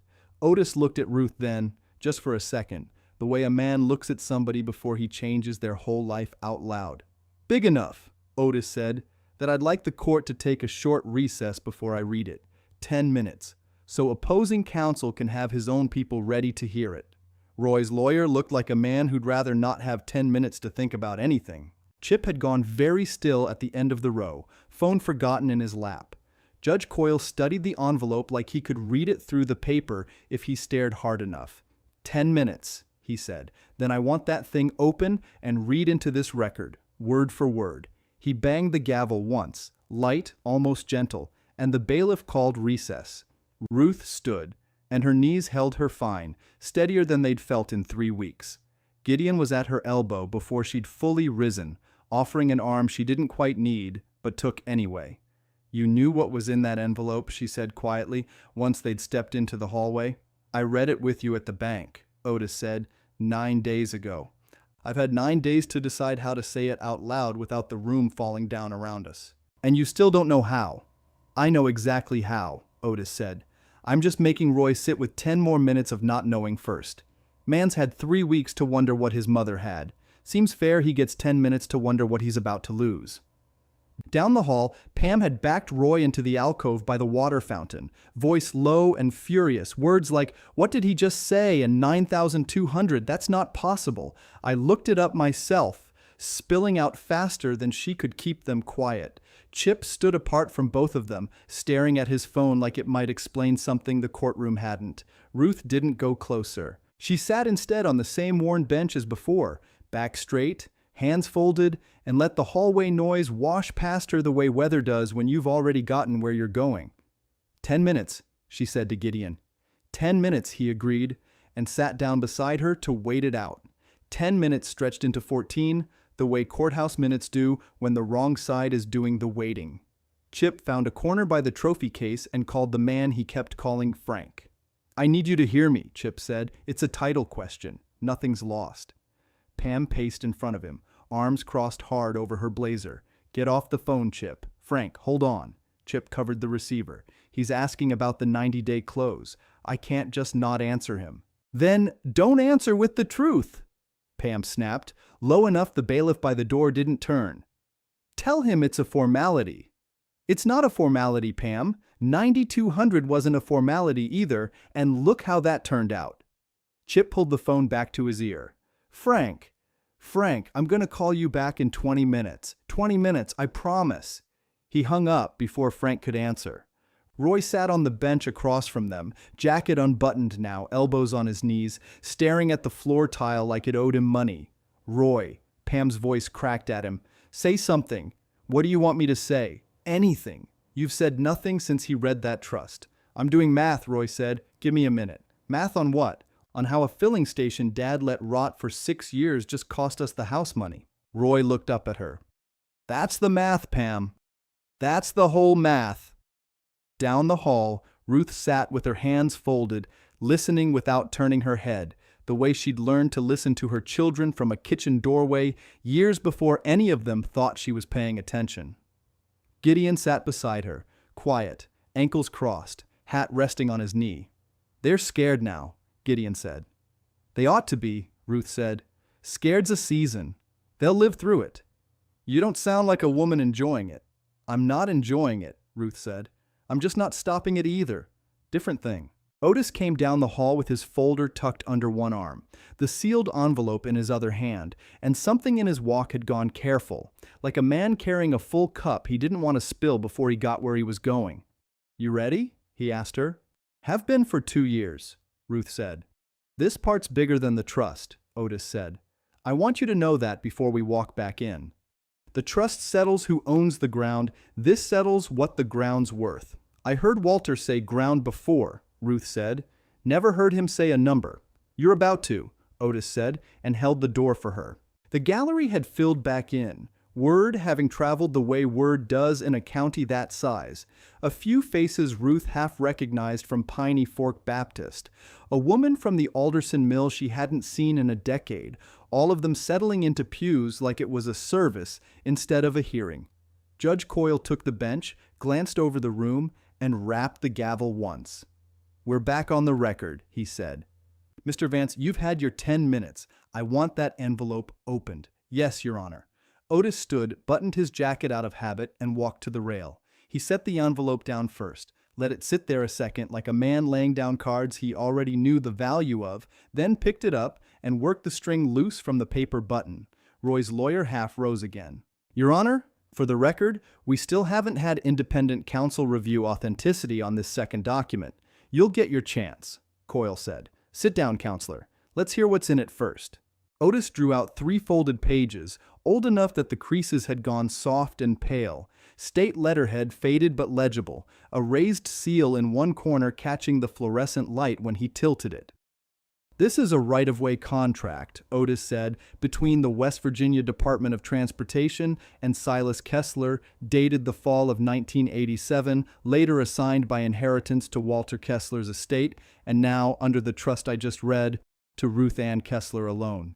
He set the pages flat on the podium. Before I read the terms, Otis said, I want the court to see something else. Mrs. Kessler, do you still have the station blueprint, the one tacked up in the back office? Ruth nodded from her seat. Gideon's got it rolled up in his truck, brought it when Otis asked. Gideon rose without being asked twice, walked a rolled sheet of drafting paper up to the rail like he was delivering mail, and Otis unrolled it against the podium edge, weighting one corner with his glasses case. This is the original 1961 station plan, Otis said. Silas Kessler's own drawing, and if the court looks here, he ran a finger along a faint pencil line crossing the corner of the lot. Somebody sketched a road route across this property. Nobody thought much of it. Looked like an old man doodling. He set the DOT contract survey page beside it. This is the state's right-of-way boundary for the new Route 60 interchange, Otis said. Filed in 1987. Same line, same angle, same 12 feet off the pump island to the inch. The gallery had gone quiet enough that somebody's chair creaked, and it sounded loud as a shot. Silas Kessler, Otis said, built that station on a lot the state had already surveyed for a future interchange. He knew it before most of the county did. So did his son. That's why Walter told his wife not to sell the ground. Not sentiment, Your Honor. Foresight. Farrow found his footing again. Your Honor, a pencil line on an old drawing isn't evidence of anything. It's not the evidence, Otis said. It's the map. The evidence is the contract. He picked the state pages back up. May I read the payment terms into the record? Go ahead, Coyle said. Roy's hand had found Pam's sleeve without either of them seeming to notice, the way people grab something without deciding to. Chip sat forward, elbows on his knees, phone finally silent in his jacket pocket. Ruth kept her hands folded, eyes on Otis, waiting the way she'd waited on porches and pews and cots for 3 weeks straight. The state of West Virginia, Otis read, agrees to compensate the property holder for permanent easement and right-of-way access across the parcel known as Kessler's Fill-Up, said compensation calculated per the department's 1987 corridor appraisal and indexed for construction delay through project completion. He turned the page. There's a payment schedule attached, Otis said, escrowed with the state treasurer's office pending clear title. I confirmed the escrow account status by phone yesterday morning with the department's own right-of-way office and again this morning before we walked in. And what did they tell you, Mr. Vance? Judge Coyle asked. Otis looked up from the page, first at the judge, then, just for a breath, at Ruth. Not a look that asked anything. A look that said, here it comes, the way he'd looked at her 9 days earlier, standing in a bank vault with a brass key still warm from her palm. Your Honor, Otis said, I'd like the clerk to note the exact figure for the record, because I intend to read it exactly as the department confirmed it. Once. So there's no mistaking it later. He set the page down flat, smoothed it once with 2 fingers, and drew a breath the way a man does before he says something he's been saving a long time. Otis let the breath out slow. $4,600,000, he said. That's the escrowed total. Right-of-way compensation, plus the delay index, plus interest accrued since 1987. Nobody moved. Then somebody in the third pew dropped a hymnal, and the sound cracked through the room like a rifle shot. Order, Judge Coyle said, not even raising his voice. He didn't need to. The room had already gone still on its own. Pam's hand came off Roy's sleeve. She stared at Otis like he'd spoken a foreign language, and she was waiting for the translation. That's not, she started, that's not a real number. It's the department's own figure, Otis said. I have the confirmation letter here if the court wants it entered. Enter it, Judge Coyle said. Otis passed the letter to the bailiff, who carried it up to the bench. The judge read it twice. Ruth watched his eyebrows move the second time, just slightly, the only crack in 30 years of practiced calm. This is dated yesterday, Judge Coyle said. I called them the morning after Mrs. Kessler opened the box, Otis said. Took the state a week to confirm the account was still active. It was. Sitting there since 1994, waiting on clear title. Waiting on somebody to prove they owned the ground, Judge Coyle said. Yes, Your Honor. Roy's lawyer stood up slow, like a man testing ice. Your Honor, I'd like to request a continuance to verify. Verify what, mister? Farrow? Judge Coyle said. The trust is dated 1961, notarized, filed with this county's own clerk. The contract's got a state seal on it. You had 10 minutes. You'll get more than that before I rule, but I'm not adjourning a guardianship petition so you can go dig for a loophole that isn't there. Farrow sat back down, slowly, like it hurt. Ruth kept her hands folded. She could feel Gideon's eyes on the side of her face, not looking at Otis, not looking at the judge, looking at her. Mrs. Kessler, Judge Coyle said, stand up for me, please. She stood. Her knees didn't shake this time either. You understood what your husband told you, the judge said, about the ground under that station. He said, don't let them sell it, Ruth said. He didn't tell me why, just that I shouldn't. Did you know what it was worth? No, sir, Ruth said. I knew what he thought it was worth. That was enough for me. Judge Coyle nodded slow, the way a man does when an answer lands somewhere it wasn't expecting to. Sit down, Mrs. Kessler. She sat. Otis stayed standing at the rail, folder closed now, both documents laid flat in front of the judge, waiting. I've heard enough, Judge Coyle said. This petition alleges Ruth Ann Kessler is incapable of managing her own affairs or property. He looked at Roy first, then at Pam. I've got a woman who mended a coat by hand while her son stood in this room and told her to sell her clothes. I've got a woman who slept on a cot behind a broken cooler rather than borrow a bed she was owed. And I've got 2 documents proving she's the sole legal owner of a piece of land worth more than this county's entire road budget for the year. He set his hand flat on the bench. That is not a woman who needs a guardian. That is a woman who has been managing everyone around her better than they've managed themselves. A woman 2 rows back let out a breath that was almost a laugh. Somebody else murmured something low that sounded like, Amen, and the bailiff didn't bother to hush it. Petition is dismissed, Judge Coyle said, with prejudice. Mr. Farrow, if your clients want to file something like this again, they'll need better grounds than a guest room. Roy's face had gone the color of old paper. Pam had both hands pressed flat against her mouth like she was trying to keep something in. Further, Judge Coyle said, I'm ordering the Alderson County Clerk to record the 1961 trust deed immediately, and I'm directing the state escrow account be released in full to Ruth Ann Kessler, sole beneficiary, no conditions attached. He looked at Otis. Mr. Vance, I assume you'll handle the transfer. Gladly, Your Honor. Then we're adjourned. The gavel came down, one clean crack, and the room exhaled all at once. Chairs scraping, voices rising, somebody's phone already out and typing before the bailiff finished calling the room to order for the walkout. Ruth didn't move right away. She sat with her hands still folded, watching Roy across the aisle, watching him not look at her. Gideon leaned close. You did it. Otis did it, Ruth said. I just didn't sign anything. That's the part you did, Gideon said. 22 years of not signing anything. That's the whole case right there. Pam was crying now, quiet, furious tears, the kind that come from being wrong in public rather than from grief. Chip had his phone to his ear again, already talking fast, already saying, Frank, I need you to hear the whole thing before you. Roy stood alone at the end of the row. He didn't go to his sister. He didn't go to his mother either. He just stood there, jaw working, like a man trying to remember how doors used to open before somebody changed all the locks on him at once. Otis came around the rail, gathered his folder, and knelt down slightly at Ruth's row, the way he might have at a pew. There's paperwork, he said, a lot of it.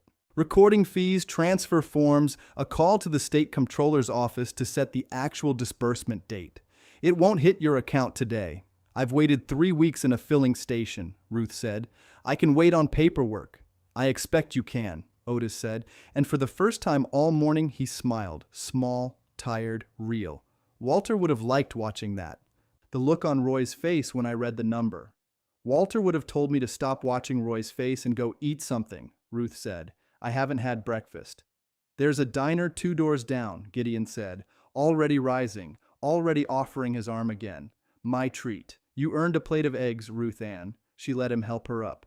Behind her, she heard Pam's voice climb, sharp and cracking, aimed at nobody and everybody. $9,200, that's what we thought this was. 9,200, like saying the wrong number twice might shrink the right one back down to size. Ruth didn't turn around. She walked out past the trophy case, past the water fountain, past the bench where she'd sat waiting through 2 long recesses, and out into a July morning bright enough that she had to shade her eyes on the courthouse steps. Down the block, a truck idled outside the diner, engine running rough, exhaust curling gray in the heat. A man leaned against it, arms crossed, watching the courthouse doors like he was waiting on somebody. Ruth didn't recognize him at first. Then she did. It was the man Chip had been calling, Frank. Standing there in a golf shirt with a folder of his own under one arm, looking like he'd driven a long way to hear news he wasn't going to like. "You know him?" Gideon asked, following her eyes. "No," Ruth said. "But I expect he just heard the same number I did." Frank pushed off the truck as Chip came jogging out of the courthouse behind them, tie loosened, face pale under his tan. Ruth caught only pieces of it as she and Gideon passed by toward the diner door. 90 days, Frank. That's all we needed. 90 days. And Frank's answer flat, already walking back toward his truck. "You had 90 days. You didn't tell me there was a lien question on the whole road frontage. I'm not closing on a house with a shared right-of-way tangled up in a $4 million dispute. Deal's dead, Chip. Talk to your lawyer." Ruth held the diner door for Gideon instead of the other way around, and inside, the smell of coffee and bacon grease wrapped around her like something familiar, finally catching up to where she stood. Ruth slid into a booth by the window, and Gideon lowered himself across from her with the careful bend of a man whose knees had pumped gas for 30 years. "2 coffees," he told the waitress, "and whatever eggs she wants." 2 eggs, over easy, Ruth said. Toast dry, bacon crisp. The waitress wrote it down without looking up, like she'd heard 1,000 orders that morning, and this one wasn't any different, and Ruth almost laughed at that. Nobody in this diner knew what she'd just become. Not yet. Gideon poured cream into his coffee slow, watching it cloud up. 4 million, he said. 600,000. Don't say it again, Ruth said. Once was enough. I'm not going to spend it for you, Gideon said. Just letting it sit in my mouth a minute. Never said a number that big out loud before. Feels the same as any other number, Ruth said. Feels like paper. It ain't paper, Gideon said. It's a road.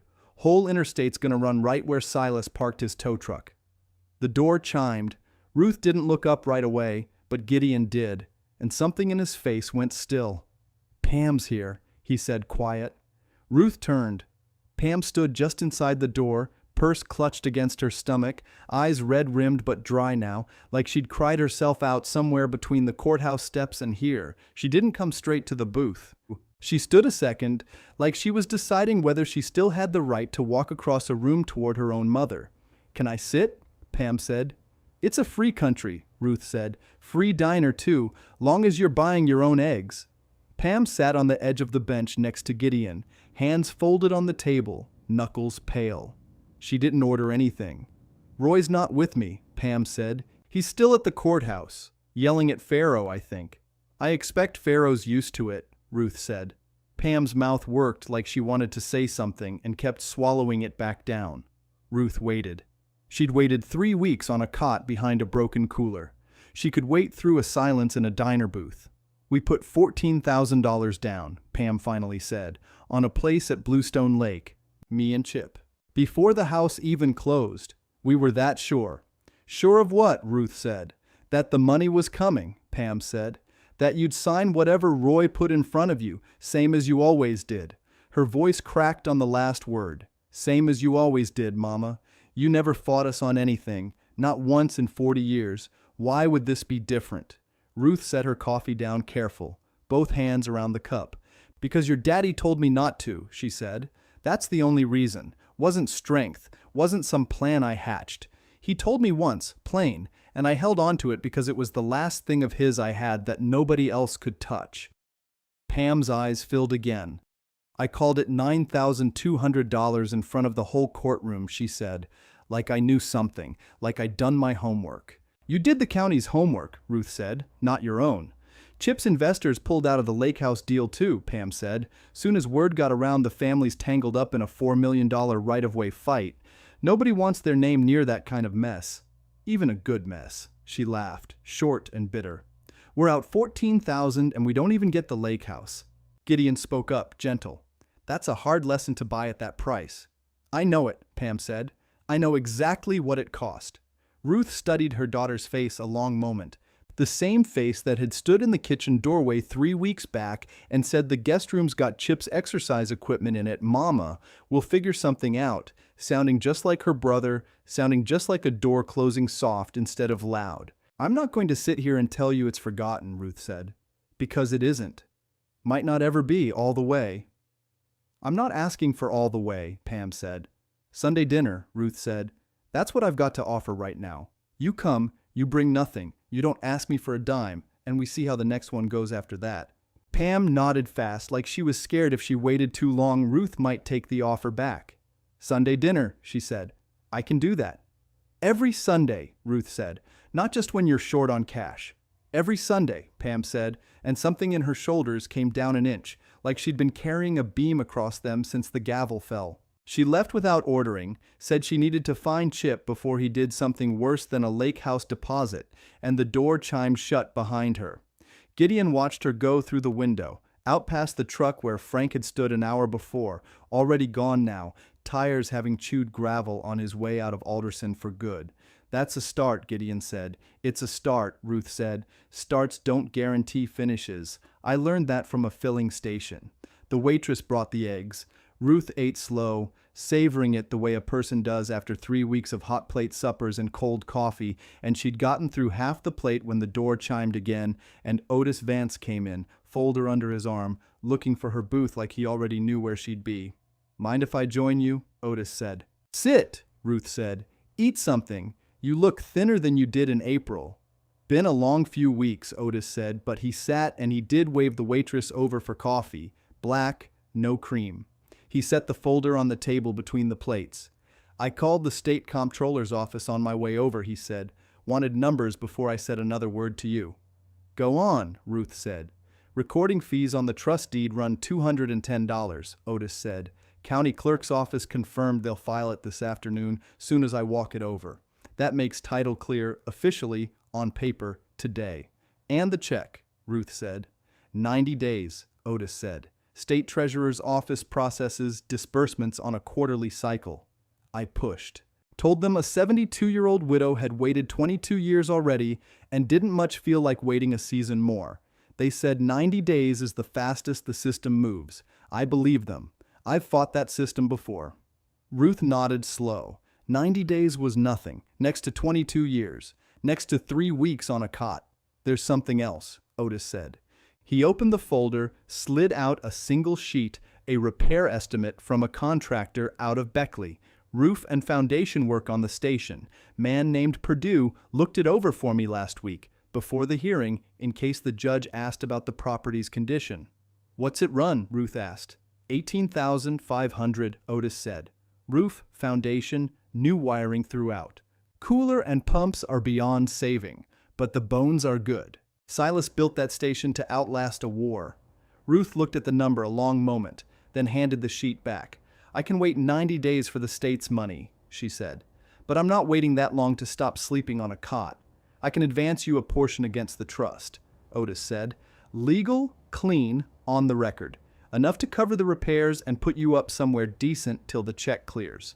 Not somewhere else, Ruth said. There.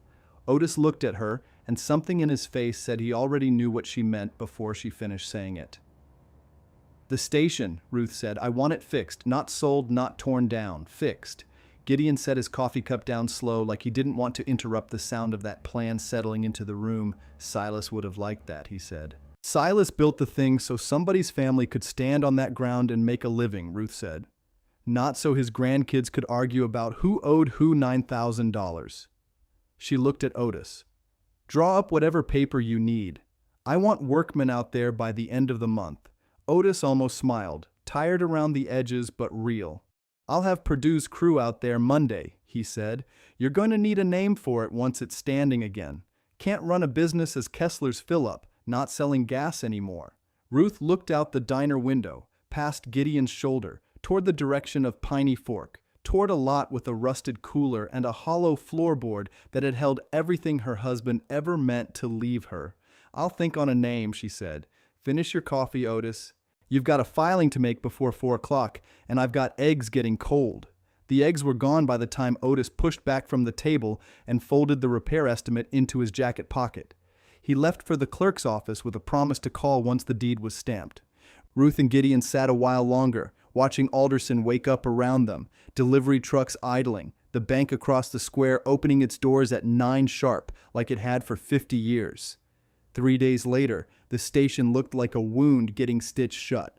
Purdue's crew had the old roof stripped down to bare joists, tarps flapping blue in the wind, a dumpster parked where the second pump used to stand. The cooler was gone, hauled off for scrap, and in its place sat a square hole in the floor still open to the dirt beneath it, the same hole where Ruth and Gideon had found the strongbox. Ruth stood at the edge of it in a hard hat 2 sizes too big, watching a young man in a tool belt measure the joists for new flooring. "You want this covered up proper?" the young man said, "or you want to keep it open a spell? Some folks like a little window down to the old foundation. Puts a story in the floor." "Cover it," Ruth said. "Story's already told. Don't need to keep tripping over it." Gideon laughed at that from his lawn chair by the pumps, coffee in hand, supervising nothing and enjoying every minute of it. A truck pulled up on the gravel shoulder. Not Purdue's crew. A silver pickup, polished, the kind that never hauled anything heavier than a briefcase. Roy got out slow, boots crunching gravel, eyes moving over the torn-up roof like he was trying to price it in his head out of habit. "Mama," he said. "Roy." Ruth didn't come toward him. She let him cross the lot instead. "Place looks different," he said. "It's getting fixed," Ruth said. "Same as anything neglected long enough." Roy's jaw worked. He had a folder under his arm, the kind Ruth had come to recognize meant somebody wanted her signature on something. "I need to ask you a favor." "Last time you asked me a favor," Ruth said, "you handed me a suitcase." "I know it," Roy said, and for once he didn't argue the point. New buyers interested in the house, fellow out of Charleston. But his bank won't close without a signed release on the shared right-of-way. "Same one tangled up in your station deed." He held the folder out like it might burn him. "It's just a signature, Mama. Doesn't cost you anything."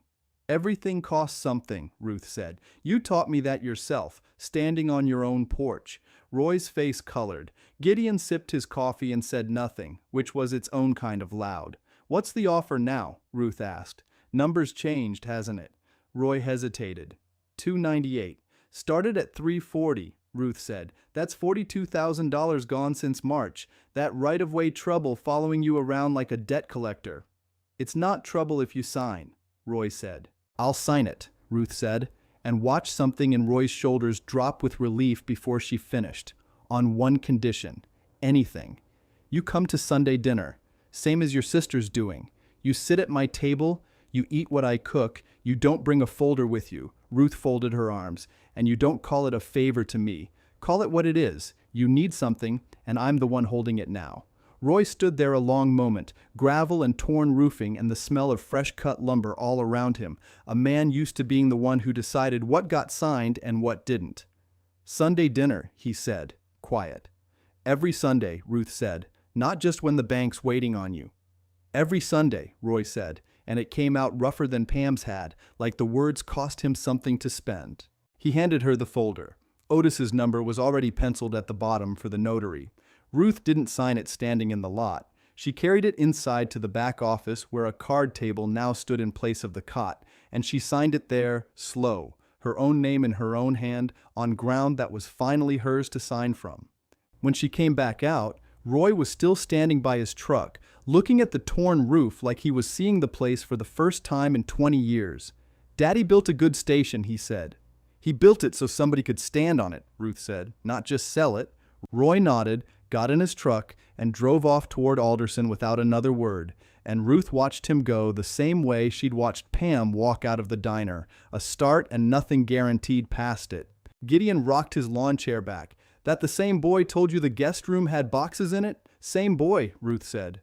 "Boxes are gone now. Different kind of full. Work went on through the week. Purdue's men found the wiring worse than expected. ran new line from the road, and reinforced the foundation where water had crept in under the old floor for a decade. Ruth paid the invoices out of the advance Otis arranged, watched the numbers climb past the estimate. 18,000 became 21, then 24 when the well pump needed replacing too. But she signed every check without flinching, because for the first time in years, the money leaving her hand had somewhere solid to land. Gideon showed up most mornings with coffee in a thermos, same as he had the week Ruth first slept in the back office, except now he brought 2 cups instead of 1, and he sat in his lawn chair by the new porch steps like he'd been hired to guard the place, though nobody had asked him to and nobody needed to.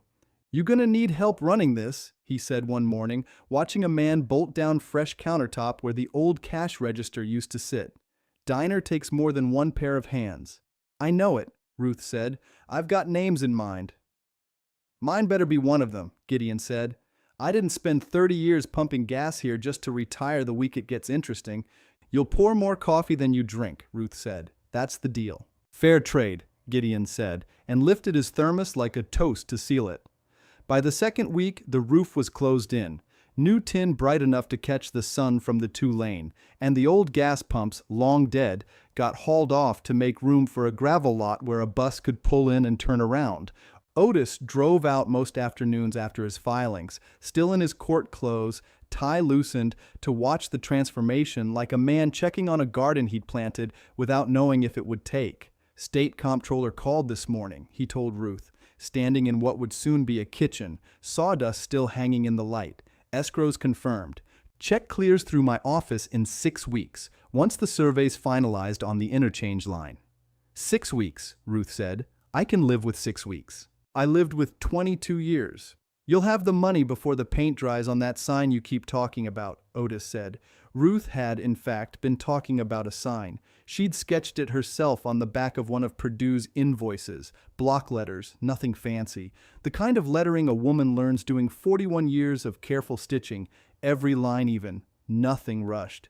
The sign went up on a Thursday, hauled off a flatbed by a sign painter out of Beckley named Earl Vance, no relation to Otis, though he made the joke twice before Ruth stopped smiling at it. Block letters, red on white, same colors as the old Coca-Cola cooler that used to sit where the counter now ran. "Silas Ruth's, costs $1,200, Earl said, "paint and labor both." Ruth wrote the check without blinking. "Cheap," she said, "for getting my name up where somebody can see it for the first time in 50 years. Gideon stood back from the porch steps, hard hat pushed up off his forehead, squinting at the letters. "Silas would have put his name first," he said. "Silas isn't signing the checks anymore," Ruth said. "I am." Gideon laughed at that, short and pleased, like she'd finally said something he'd been waiting 3 weeks to hear her say. Otis pulled up an hour later, tie still knotted from a morning in Beckley, folder under his arm same as always, though this one was thinner than the last. "You're going to want to sit down," he said. "I've done enough sitting on cots," Ruth said. "Say it's standing up." Otis almost smiled. "Escrow released this morning," he said. "State Comptroller wired the funds to my trust account at 9 sharp. He opened the folder, turned it so she could read the number herself. $4,622,000, less legal fees, which I'm not charging you, and less the recording costs, which already cleared. Gideon set his coffee down on the porch rail slow, like his hand had stopped trusting itself. "Say that number again," he said. $4,622,000, Otis said. "Clean, in her name, nobody else's." Ruth looked at the figure a long moment. Not smiling, not crying, just looking, the way she used to look at a hem before she trusted herself to cut it. 22 years, she said. 22 years and about 3 weeks on a cot, Gideon said. "The 3 weeks weren't the state's fault," Ruth said. "Those were family." Otis closed the folder. "I'll have a cashier's check ready by Monday, if you want to move any of it. Some folks in your position buy something solid right off. A truck, a house outright, no mortgage. I've got a station," Ruth said. "That's solid enough for now." "You could buy the whole hollow," Otis said. "Every acre of it if you wanted."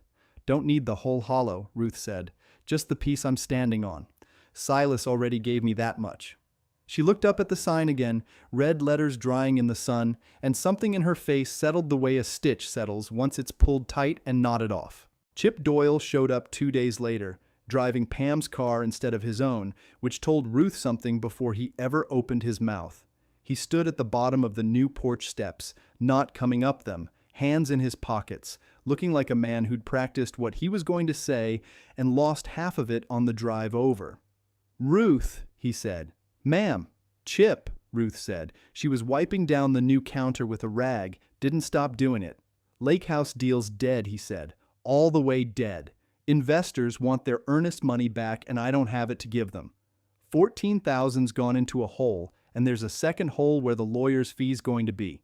He rubbed the back of his neck. "I lost my job too.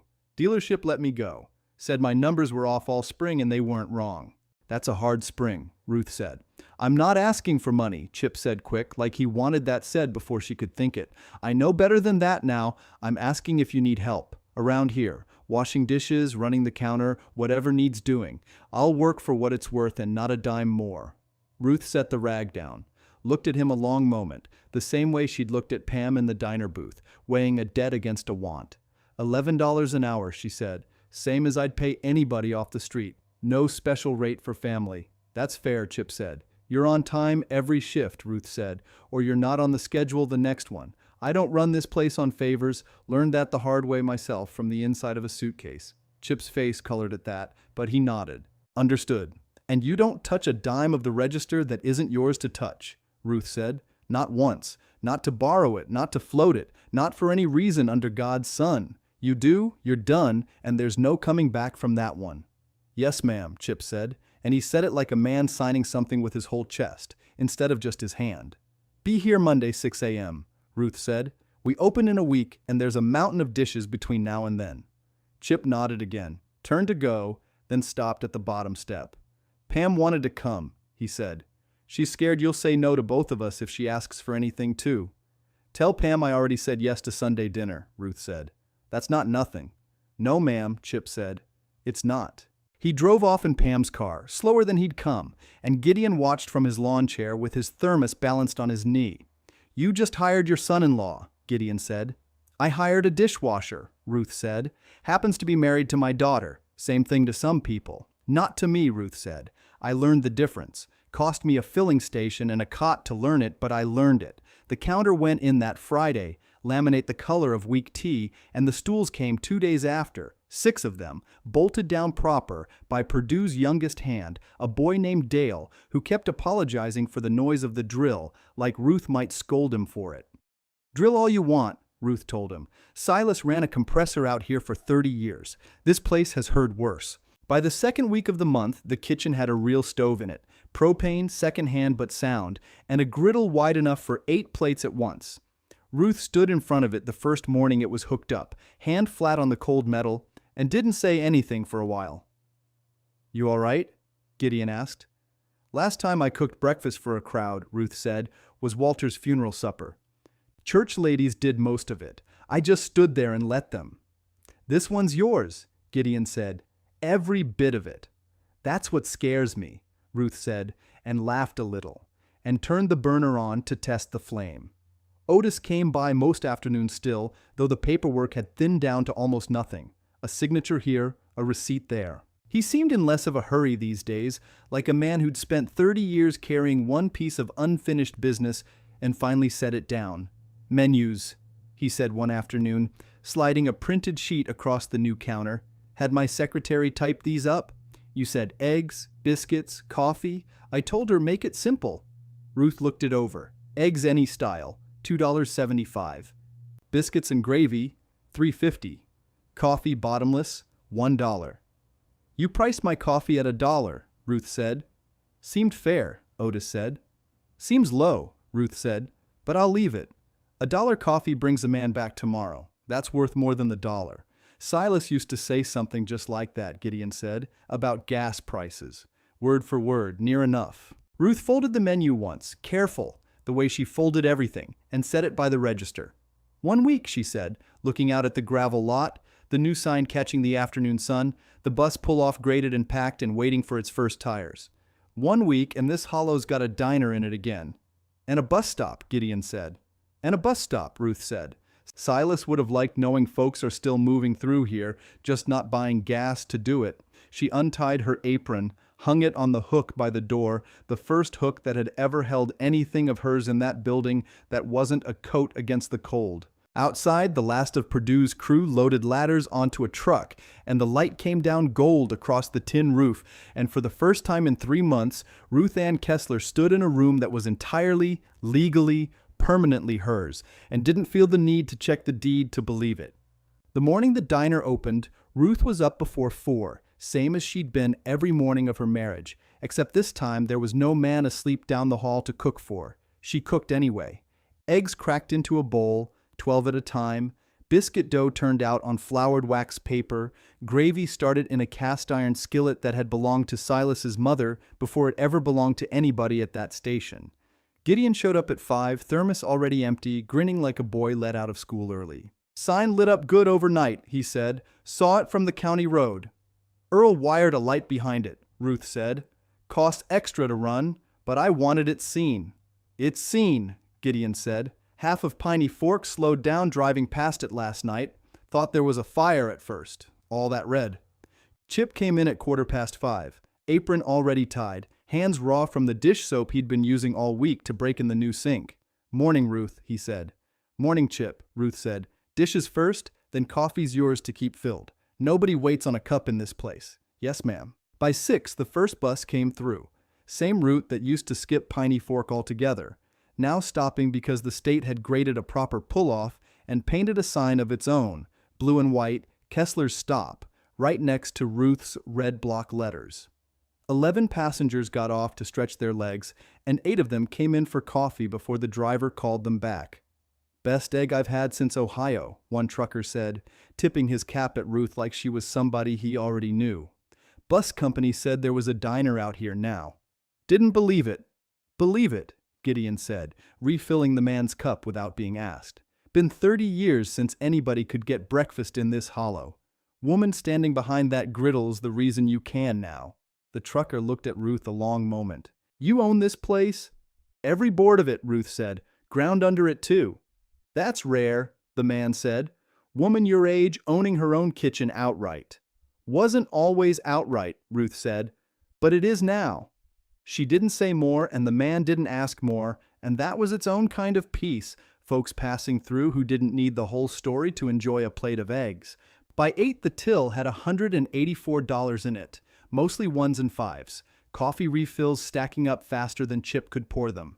Ruth kept the register herself that first morning, didn't trust anybody else's hands on it yet, not even Gideon's, though she told him so with a smile so he wouldn't take it as an insult. "First day only," she said. "Tomorrow you can ring it up same as anybody." "I'll hold you to that," Gideon said. Otis came by around 10, no folder under his arm for once, just a paper sack of donuts from the bakery in Alderson, which struck Ruth as a strange thing for a lawyer to bring a diner. "Figured you had enough on your plate," he said, setting the sack on the counter. "Didn't want to make you cook for me, too." "You're the only one who's ever thought of that," Ruth said. "Sit down. Coffee's $1 and it's good." Otis sat at the counter, first customer to sit at that counter who wasn't kin or crew, and Ruth poured his cup herself. "Recording's final," he said. "Clerk stamped it Tuesday. Title's clean, in your name, no liens, no claims, nothing pending."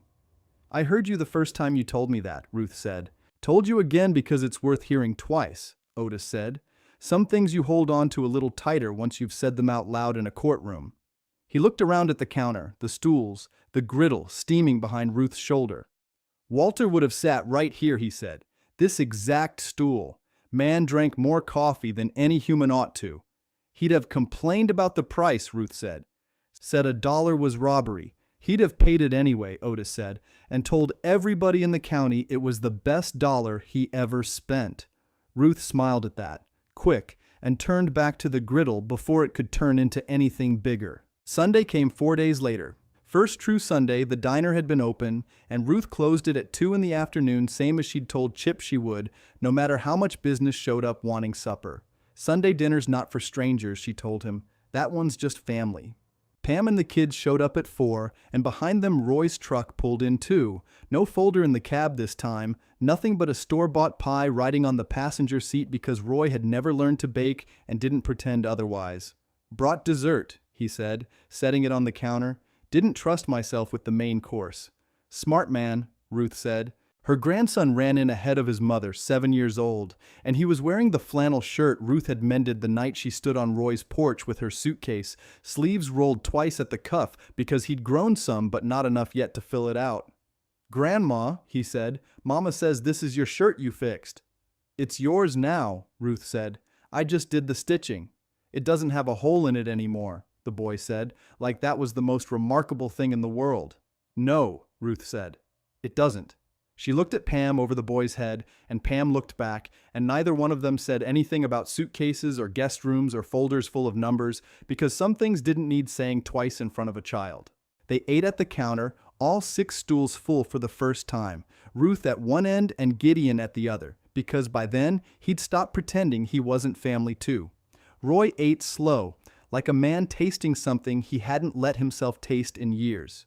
"This is good, Mama," he said. "Same recipe you always had," Ruth said. "Just cooking it somewhere that's mine." "The Charleston buyer closed Thursday," Roy said, not quite looking up from his plate. $2.98 final. Chip and I split what's left after the lien and the fees. Isn't much once it's divided 3 ways and half of it's already spent chasing that lake house. "I know," Ruth said. "I'm not asking you to feel sorry for me," Roy said. "I'm not," Ruth said. "I'm just agreeing the number's small. It was always going to be small, Roy. That house was never going to fix what needed fixing." Roy set his fork down. "I know that now," he said. "Took me long enough." "Long enough is still on time," Gideon said, from the far stool. "Long as you got here before the coffee ran out."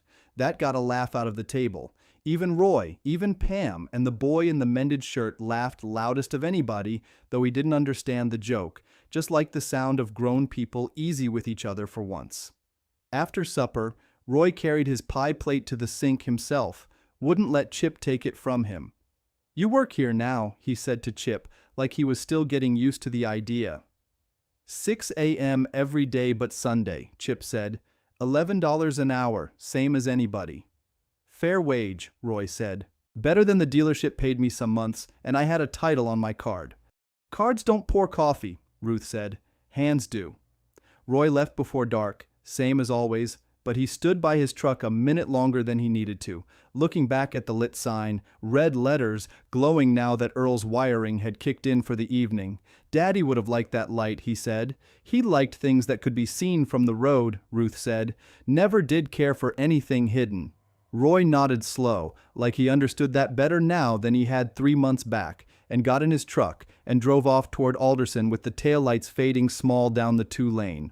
Ruth stood on the new porch a while after everyone left, Gideon beside her in his lawn chair, thermos empty, the gravel lot quiet except for one last bus idling at the pull-off before it pulled back onto the highway toward Charleston. "Good Sunday," Gideon said. "Best one I've had in years," Ruth said. "You worried it won't hold? Family peace being what it is?" "Peace doesn't have to hold forever," Ruth said.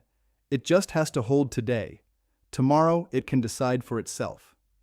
Gideon chuckled at that, low, and looked up at the sign glowing over the porch rail. Silas Ruth's. The light steady against the coming dark, and neither one of them said anything else for a while, because there wasn't anything left that needed saying out loud just then. Otis came back the next morning, early, before the first bus, and he had no donuts this time, no folder either, just his hat in his hand like a man who wasn't sure he should be smiling as big as he was.